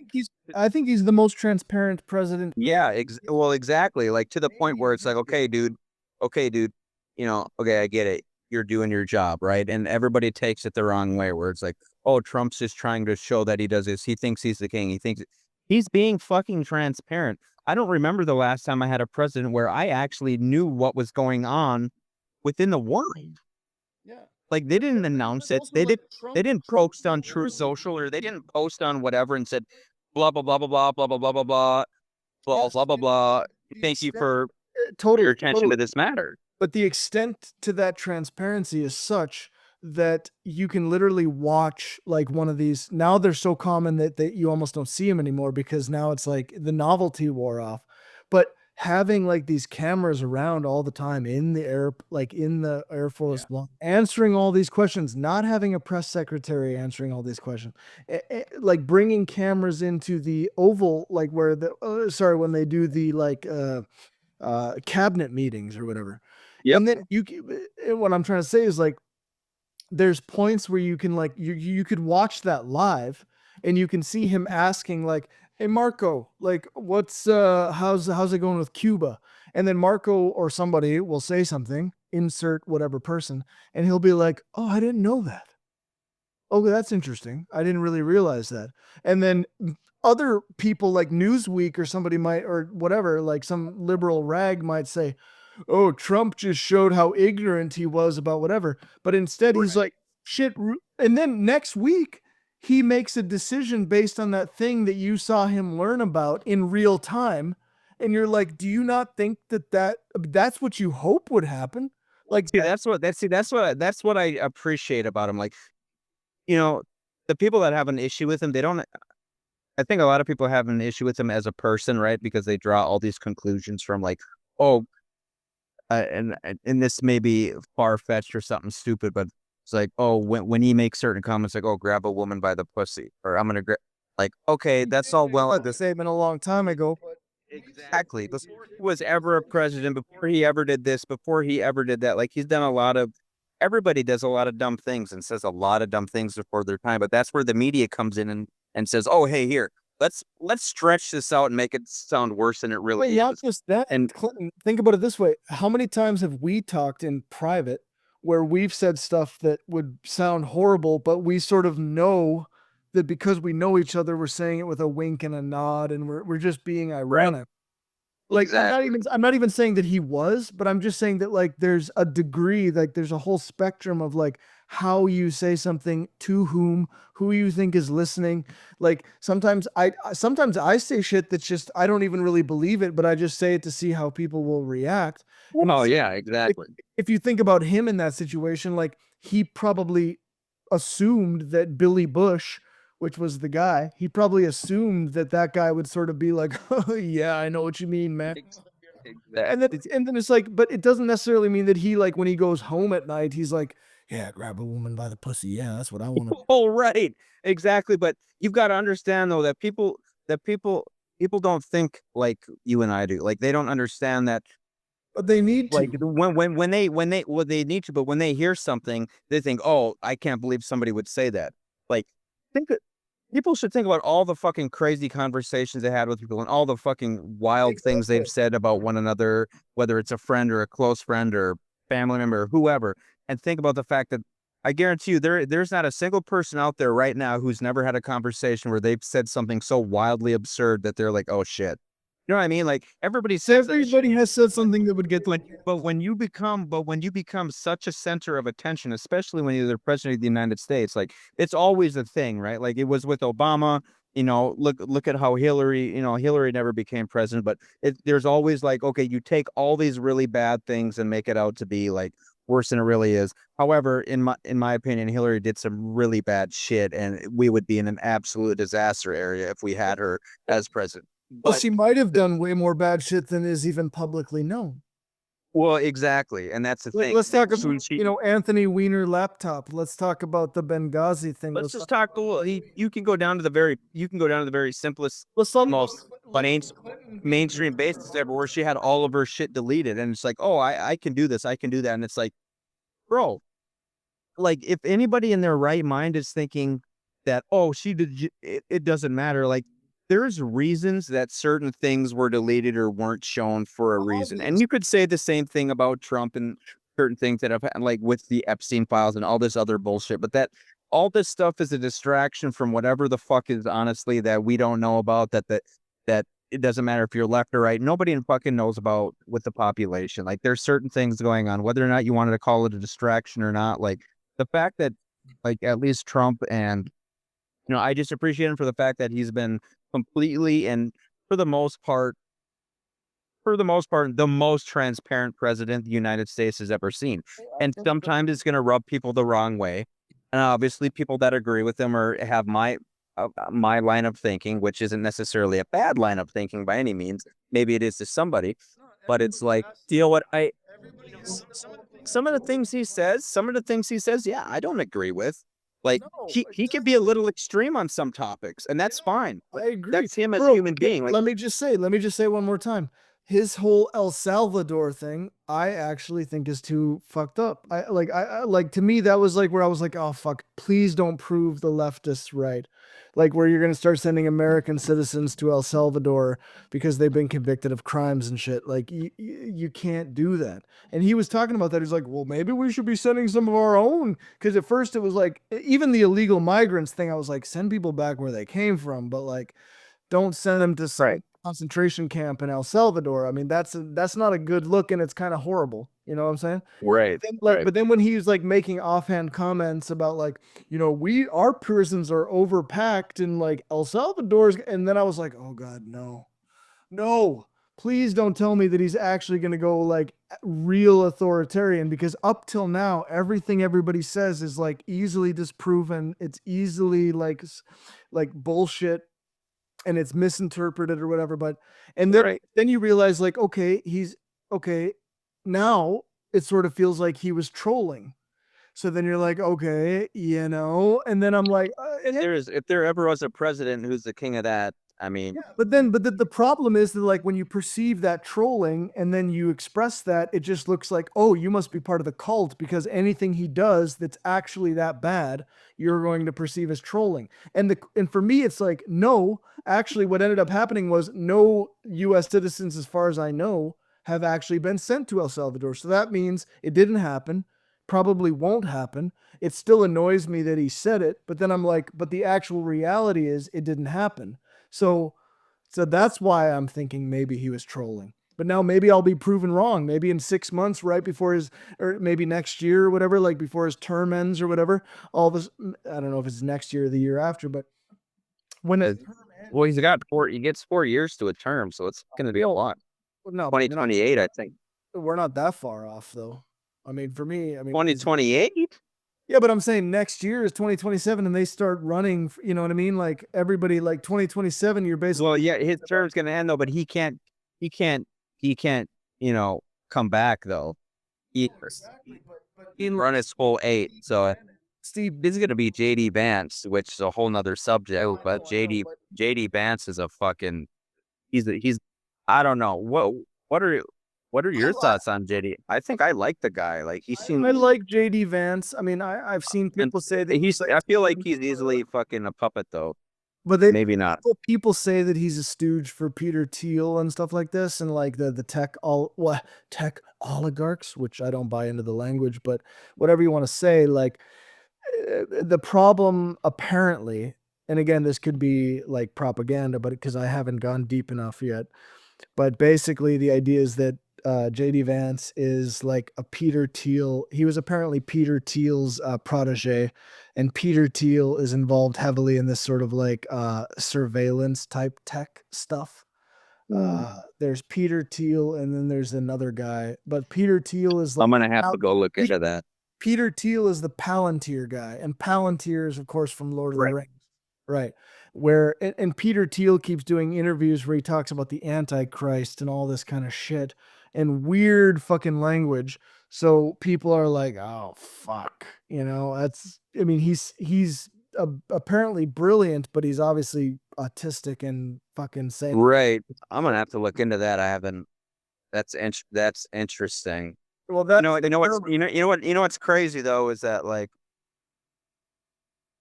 you hear about all these things in the world that are going on, and all these different people, and all these different things that they're involved in, and all these different people that they're associated with, and it's like it starts to like when you think about it, it becomes a very small group of people.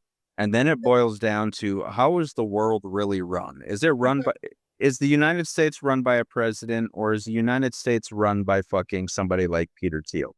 No, exactly. And that's the eternal dynamic. And the way that you healthily integrate that knowledge or that speculation is to say, well, I think a lot of people are now assuming that there's supranational forces that are actually running countries because we can all. I mean, come on, you and I, when we were 16, thought this shit. I know, but now it's like in your face. And then we come to fruition with Trump, where he's not as much of a puppet as other people, and that's why he gets such backlash.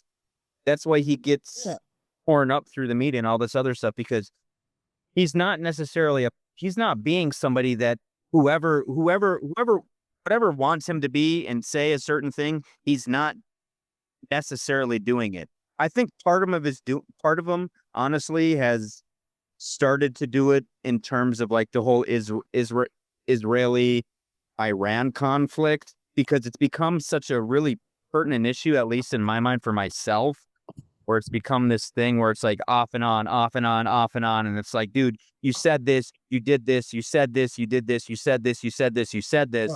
Yeah. And it's still going on. And it's like, I understand you're trying to be a diplomat and you have to be diplomatic, which I've stated before. But at the same time, it's like, what other powers are higher than you right now? Because I guarantee you there is a power higher than the president of the United States, because you're just the president of the United States.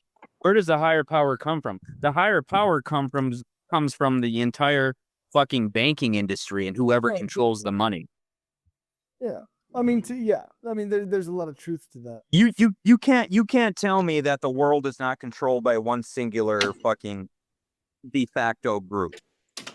Whether you want to refer to them, whether you want to refer to it as like the fucking, you know what I'm saying? The fucking. No, but that's the thing, is like I don't agree with that, because even really, as an extreme conspiracy theorist, what was a big That's revelation. not an extreme conspiracy thought.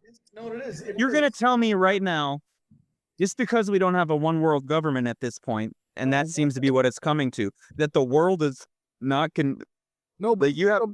no, but my explanation for this. Oh my God, he's outside. My explanation Oh. for this. Where are you? Can I have your vape? What? My explanation for this, Yeah. though, and I think I'll just be right outside the door. I'll bring it back. Yeah. my explanation. Holy shit. Wait, hold on. Oh my God, you have a whole biome. What are you talking about? Well, you're on a space station. And I know, like, I see outside of the space station, you guys are actually living in a whole what can you at least, like, what planet are you on? Is it Mars and you have like this biome, or like, are you part of like the Elon Musk Mars thing and you guys have this whole biome, or what's going on with that before we get into anything else? The first Mars mission went up in 2052. Wait, And, what? first Mars mission went up in 2052. It took longer than was anticipated. When we got there, it was well, first of all, when I got there, I was 20 or 30 years older looking than I am now. And yeah, that was whatever, it's a whole thing. But Wait, so are you in a different dimension then? no, Well, you're in the biome? when we got there, I mean, this Yeah. was I think that whole there was a movie that came out when we were kids, which I think was a bit of a psyop because it basically described this perfectly. We Total Recall. we encountered something. I think it was Mission to Mars was the movie or something like that. We encountered something there, and we tried to tried to mess with the basically, you know how like on Earth, like when we bury nuclear waste, Yeah. we don't want anybody to find it for 10,000 years. Yeah. Came across something like that on Mars, except it had nothing to do with nuclear energy. It had to do with time. And basically, all of us who experienced that and went there are caught up in a little bit of a drama now, having gone through the gateway, or well, for lack of a better word. And so now we're So if you were back on Earth right now, you would be 60, but because you're on Mars, right? actually on Earth right now. God, what would I be doing? I would be in Sweden, but I would probably be in Stockholm. I guess that's where I would be right now. Yeah, I would be in Stockholm. But this doesn't affect that. So it's yeah, it's kind of interesting. But yeah, there's some weird shenanigans here. So part of it's quite a lonely thing. Like it actually doesn't have anything directly to do with this conversation, but it's like we basically have to do a series of things and steps to reorient our timeline shift that are nothing weird or metaphysical. It's just purely scientific, but it's extremely hard to explain because I don't fully understand it myself. But this is just what I've been told so that we can reorient the timeline shift. So what year are you in right now? The year that I said, Which was, I think you said 2052. give or take. I'm not in that year. It's just that it's not exactly how I would put it. I'm the What? version of me from 2052, but I'm in your time now. Holy shit. But I'm not the Cole that is actually just in your time for real. I'm talking to Cole on Mars in 2052. Yeah. But except I'm in your time space. but you're in my timeline. So you going to Mars, they figured out a way to shift dimensions and fast track the future. And you're just No, that's not exactly right, but it's okay. I mean, but because I don't fully understand you're myself. experiencing what I'll experience in about 30 years, give or take. I know a lot of what's going to happen in the next 30 years from your perspective, Right. but I'm not. Yeah, like it's.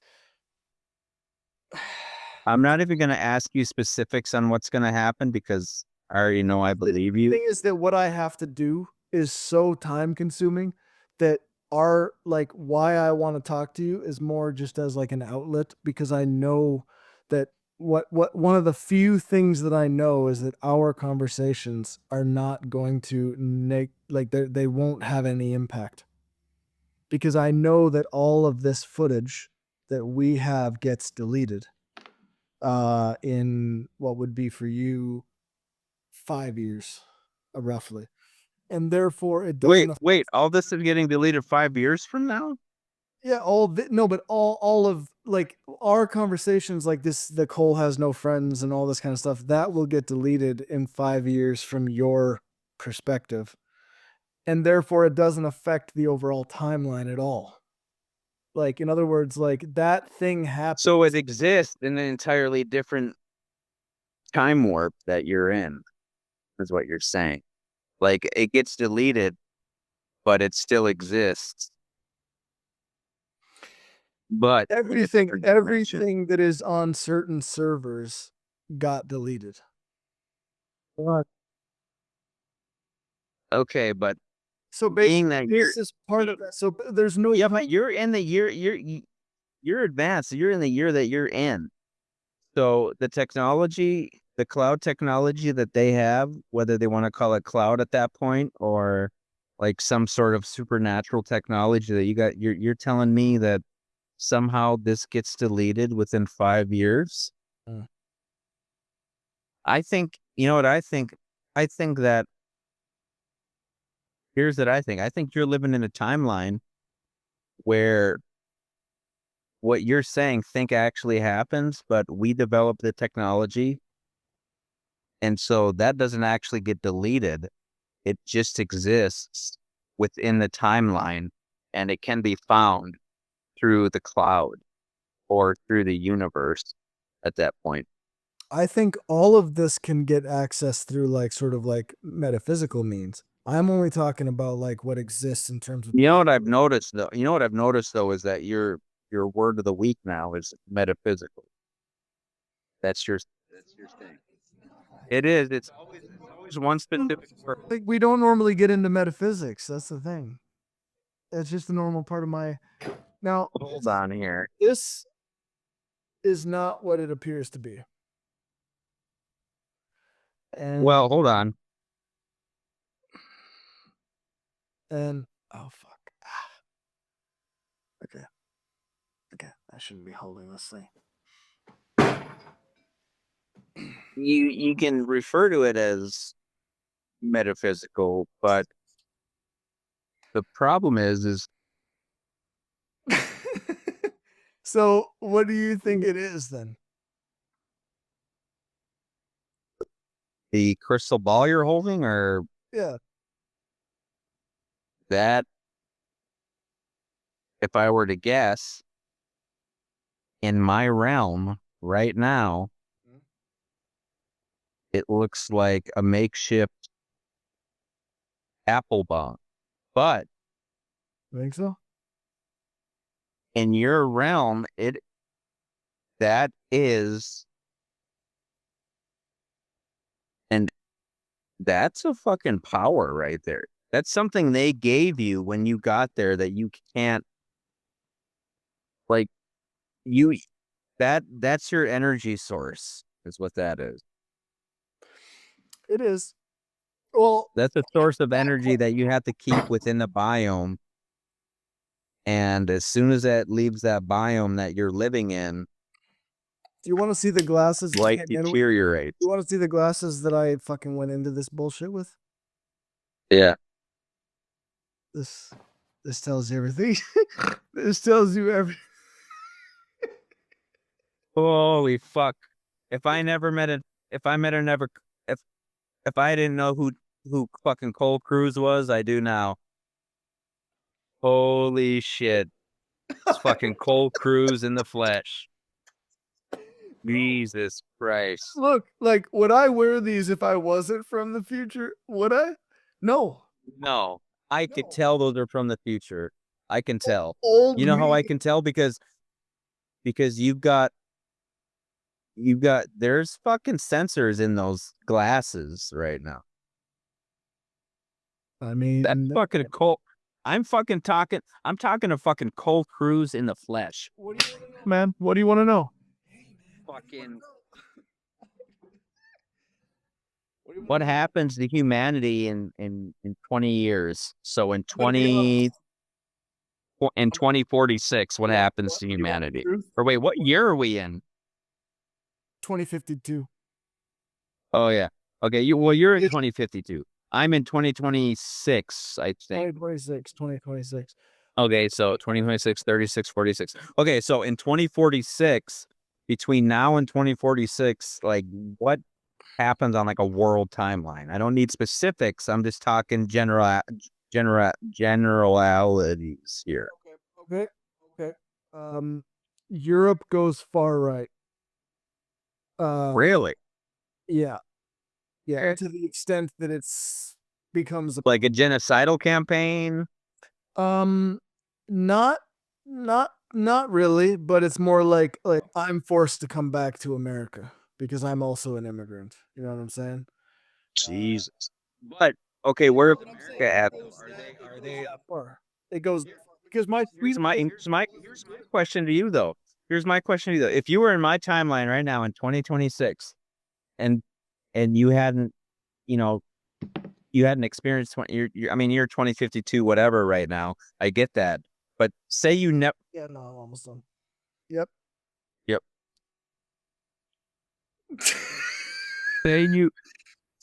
Say you never got into that type of work and you didn't go into 2052. Okay. Let's say that Cole Cruz. Yeah, Well, I could say that. Sure. yeah.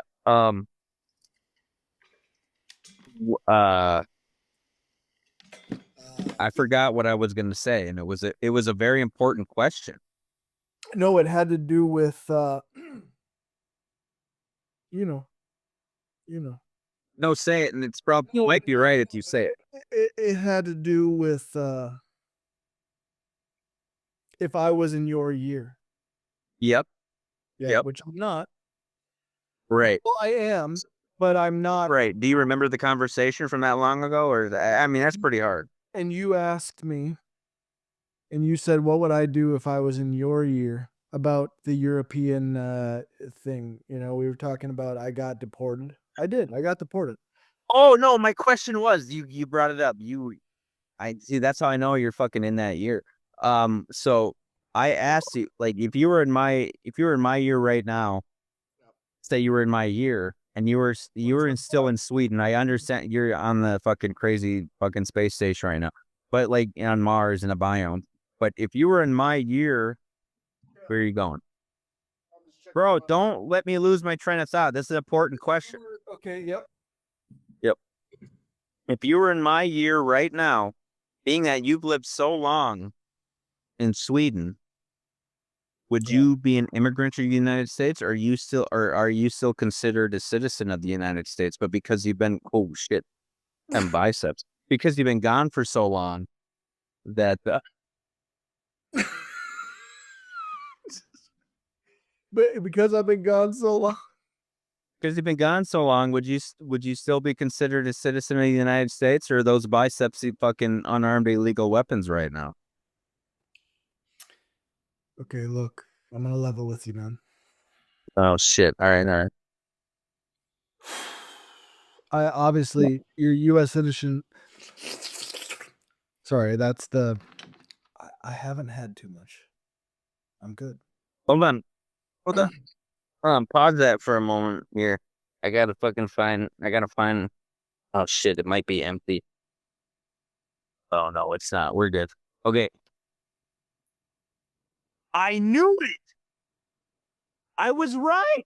What? It's a fucking crystal ball from the future. What were you trying to do right there? You're not going to shoot me through my timeline, motherfucker. I'm happy right now in my timeline. Never do. Do not warp me. Hey, I'm not ready to be warped yet. I would never do that, man. What? I would I'm never not ready to be warped yet. slap that bag, motherfucker. Mine too. No, I'm saying you slap that bag. This might be the most important episode we've ever done, man, because you finally. I'm not ready to be warped yet. Yeah. Well, I know, and I'm not ready either to warp you. But here's the thing. Did I just get warped? Look at my hair. Did I go through a fucking time warp? Bro. How could I possibly know? You know what I'm saying? All right, I'm gonna give you okay. Hello? Okay, he's back. Oh! Oh shit. Do you remember what I was saying or Hmm? you remember what I was saying or What were you saying, man? but we were talking about time warps, Cole Cruise. Cole Cruise. What a funny concept, dude. That's hilarious. Okay. Yeah, never mind. Cole Cruise. What would that even look like, man? That would be. I don't know. I feel like it would look like you just throw some shades on or something, like technologically advanced shades that have some sort of like capability, but Can you imagine if I did that though? Oh my god, that would be hilarious. what is happening right? No, that would be I hilarious. could have sworn, wait, where Cole, Yeah. who am I talking to right now? Am I talking to Cole? Dude, who else would you be talking to, man? Cole Cruz, maybe? I didn't get all the answers from Cole Wait, Cruz. So we had like we lost reception Yeah, for right. like, what was it? It was actually like Not very long. It's like not even 10 seconds. 10 seconds. I man. bet- I thought Yeah. you were bailing on me, dude.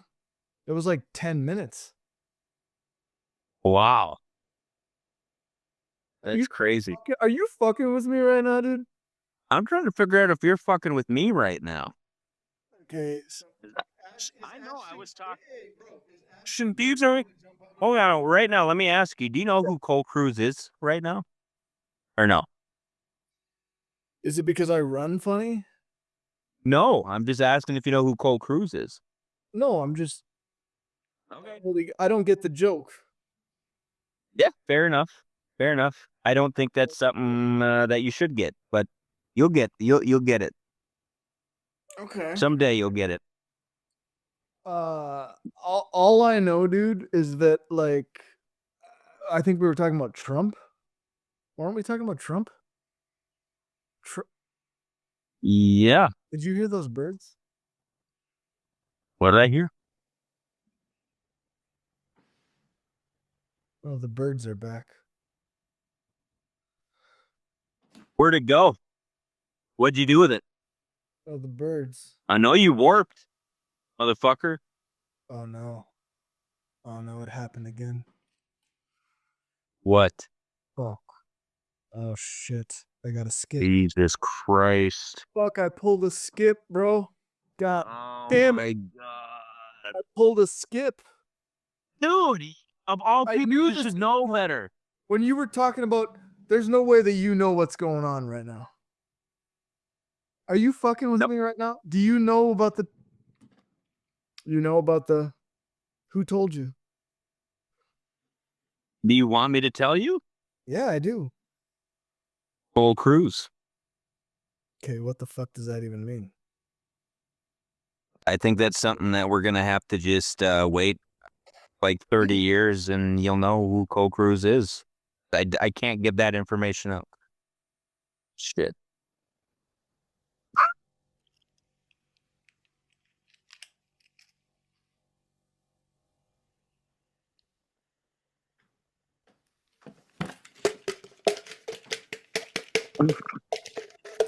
Oh shit. Oh.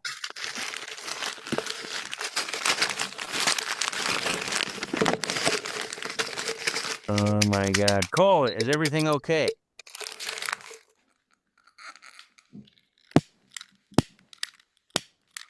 Going through time warp right now. I know it. Ah! Cool.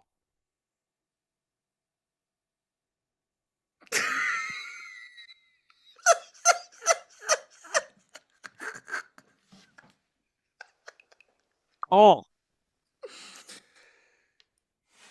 So, dude, what's up? what just happened? What do you mean?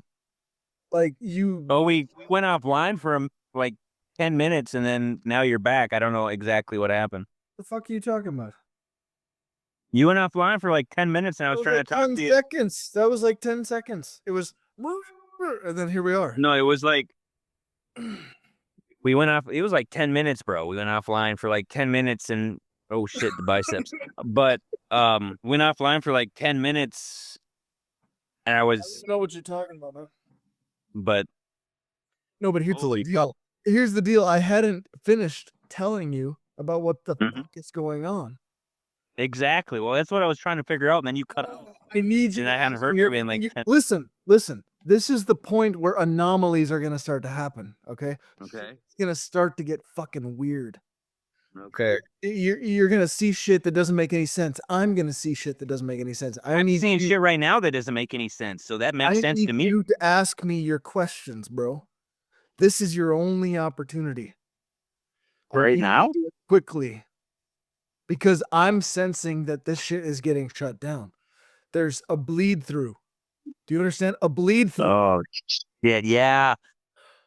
The fucking government's trying to leak in on what's going on right now. You know what it is? There's every action creates an AI alternative. So every single Shit. you're gonna get fucking We're getting taken over unknowingly. no. If I don't Ruben. do this, now, next thing you know, Hold on. Yeah, Next keep going. thing- next thing you know, you are going to get something that looks almost exactly like me, but it's not going to be quite me. Oh, shit. I feel like I just talked to that. That's what happened. We went out for fucking like 10 minutes and I was talking to somebody that wasn't even you, I don't think. Did you hear that?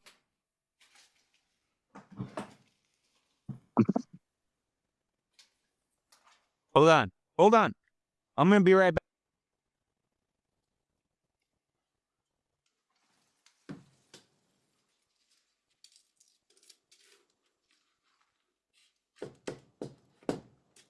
Come to me. There's an insect drone. I knew that this channel wasn't safe.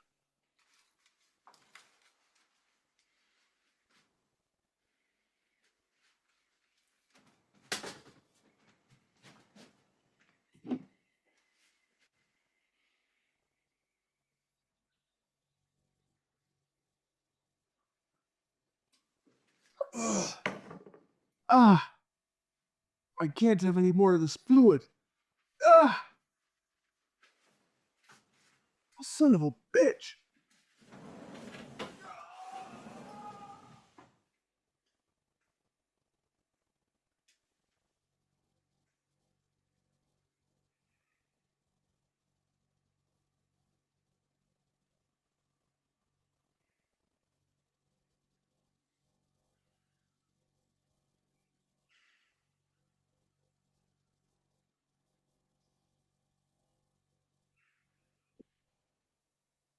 Oh, where'd you go?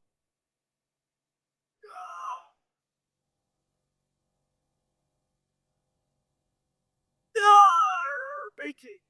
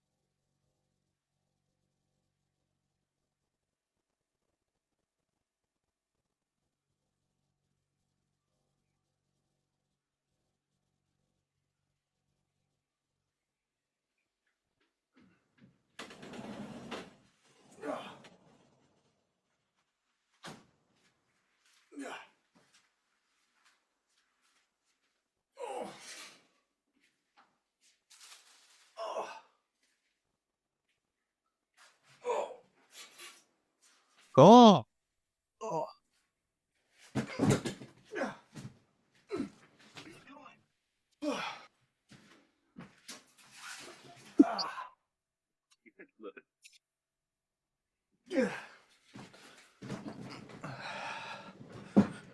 You're still there. Oh my god.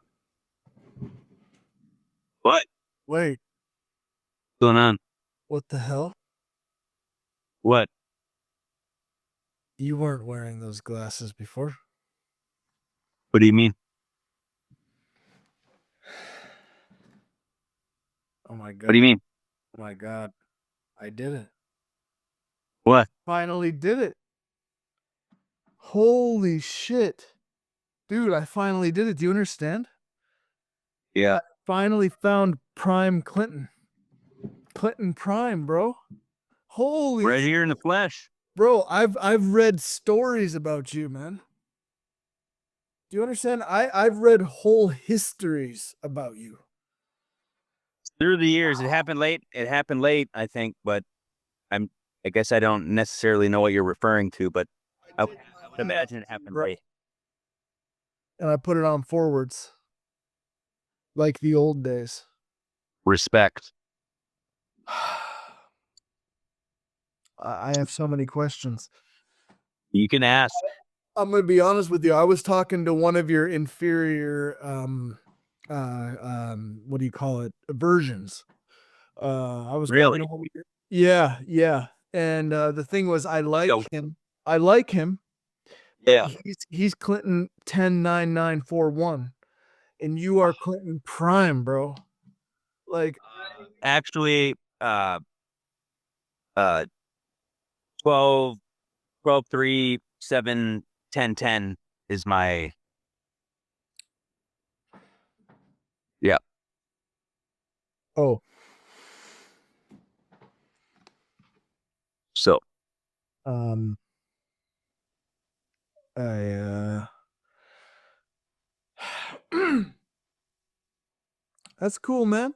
And how's life over in your reality or whatever? 2082 is treating me pretty well. That's cool. That's cool. Mm-hmm. That's awesome, dude. Yeah. That's awesome. That's actually where I'm from right now. Is hold on, let me look. Yeah, 2082 says on my phone. Yeah, I bet it does. Yep. Cool, dude, bro. Yeah, sweet, awesome. That being said, man, like I actually gotta go.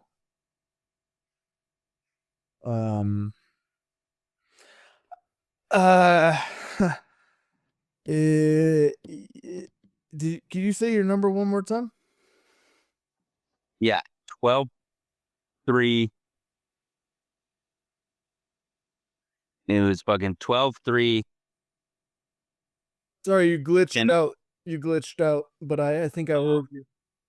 12, 3, 7, 10, 10, 2. Ah, What? Why? What number? You have a number?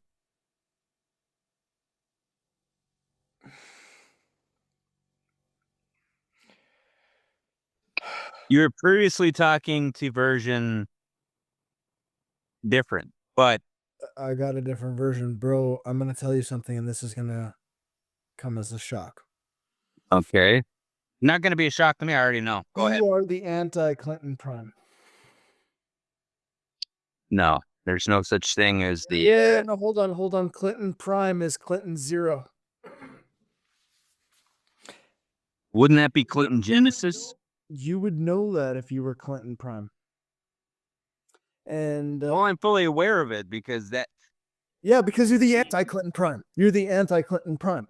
No, You either I'm literally Clinton Prime right now. Dad, Oh my like I get that. The version you were talking to before was the more or less a lesser Genesis version. Yeah. No shit. No, I'm ready. I'm ready. I am ready. Yep, I'm doing it. I'm doing it. Don't worry. Okay. It's fine. No, no, it is gonna be a problem. No. I have this under control. No, but I'm I have No, it's no, I have it. it's under control. I've got it. It's nobody. No, Listen, hey, you sent me here for a reason. I get it. I know. It's under control. You sent me here for a reason.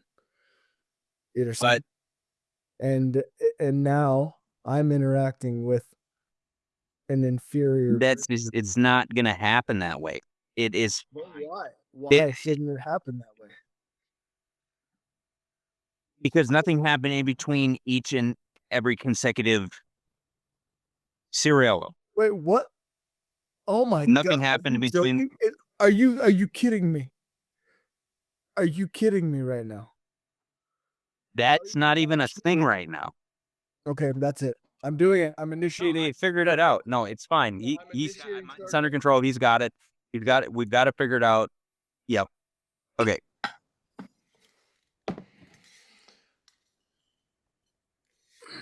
What are you doing? What do you mean, man? What are you doing? Oh.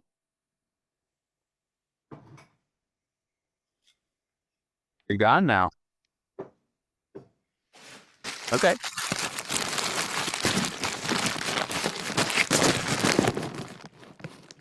Shit. Oh. Oh, 12,975.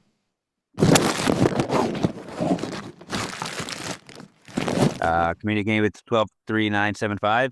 Oh man! All right, that was a good piss, man. The fuck? Nice look, dude. I like it. That's actually not too bad. Are you thinking about, what is it? It's not even Friday, dude. It's Wednesday. No, it's Tuesday. It's Wednesday here. No, it's Tuesday. Well, it's Wednesday there. Yeah. Yeah, it is. What's going on? I'm good, man. Why are you wearing that crazy shit, bro? Why are you? Oh, maybe you should lay off the brewskis, bro. It's time to. Is this Cold 123975? Is this the brew? And I forgot we were playing that game. Oh yeah, man. I'm coming from the space station. Okay, good. What do you got going on over there? This is called Soma. I mean, tobacco. Nice. Actually, this is called. Oh shit. So it's called Soma. CBD. Ah. Yeah. I told you this wasn't gonna work. I told you he was gonna know. Fuck.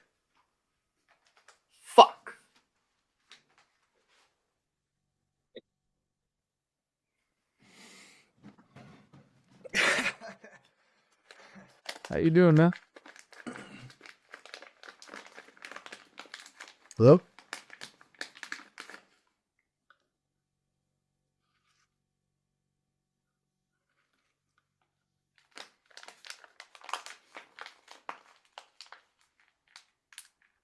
Hey, dude. bro. Am I glad to see you here? Oh, dude, I just think I think I was tripping for a minute there. What are you even talking about, bro? I don't even know, dude. Like for a minute, I was like, "Oh my god!" I started to believe my own bullshit about like the future, and then I was like, "Fuck!" For a second, it looked like you were like fucking Star Wars Clinton or some shit, or like Terminator Clinton. Or I've been waiting here for like 15, 20 minutes for your ass to come back, and now you finally wanted to appear. What? Oh my god! Don't tell me that I fucking laid down and did I fall asleep or what did I? Oh, oh, you mean when I went down to the basement? I just grabbed a brewski. Right.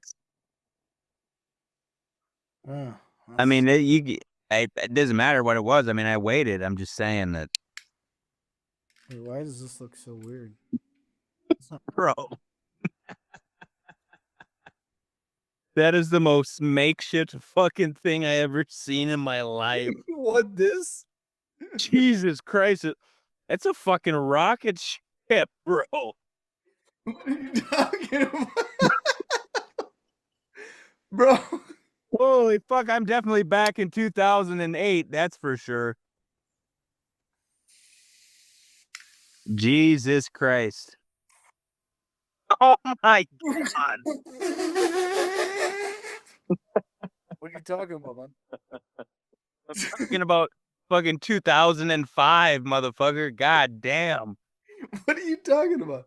Jesus Christ. I know people that smoke from crystal balls, nigga. Call me crazy. I know people that smoke from like crystal balls. That's from a wrench. It's actually pretty good. I Why all the tape, bro? no, but it's for the chopsticks.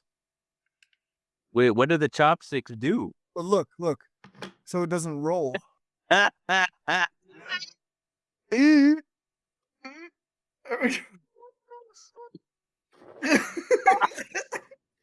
What is so? What's Oh, I'm talking to an OG. That's how you know that's OG. That is one of the most badass contraptions ever made. It's not too bad. I mean, honestly, It should sell that in an art museum at this point. God damn. the best thing I ever smoked out of, honestly. The 2008 version of fucking what it should be. Dude, sell that at a fucking art museum. Yeah, go to New York and be like, bro, check this out. And they'd be like, the people at the art museum would be like, take my money. And look at how the Oh my God, you burned it. no, it's not burned. You burnt it. No, what is it? It's gone. Burned what? No. You remember when you and I used to smoke together and I would take rips and I'd give it to you and you'd be like, bro, you burnt it all. What are you doing? And I'd be like, what are you talking about? I just take big rips. Bro, you just burnt that whole fucking thing of weed. Like, you know how many how many rips you could have got off that? You burn it entirely. It's gone. Like you could have had 4 rips out. You could have had 4 rips off that and you got 1 out of it because you burned it. I wasn't trying to share. You pulled a Clinton. You pulled a Clinton. But I was trying to get you to like understand the sharing etiquette. No. Yeah. Hey, Clinton, I gotta go to bed, bro. And I'm being totally serious. I love you, man. This is gonna be an epic episode of what I could.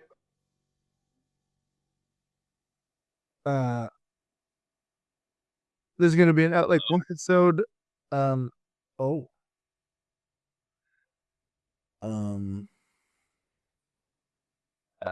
Looking for Cole 123975.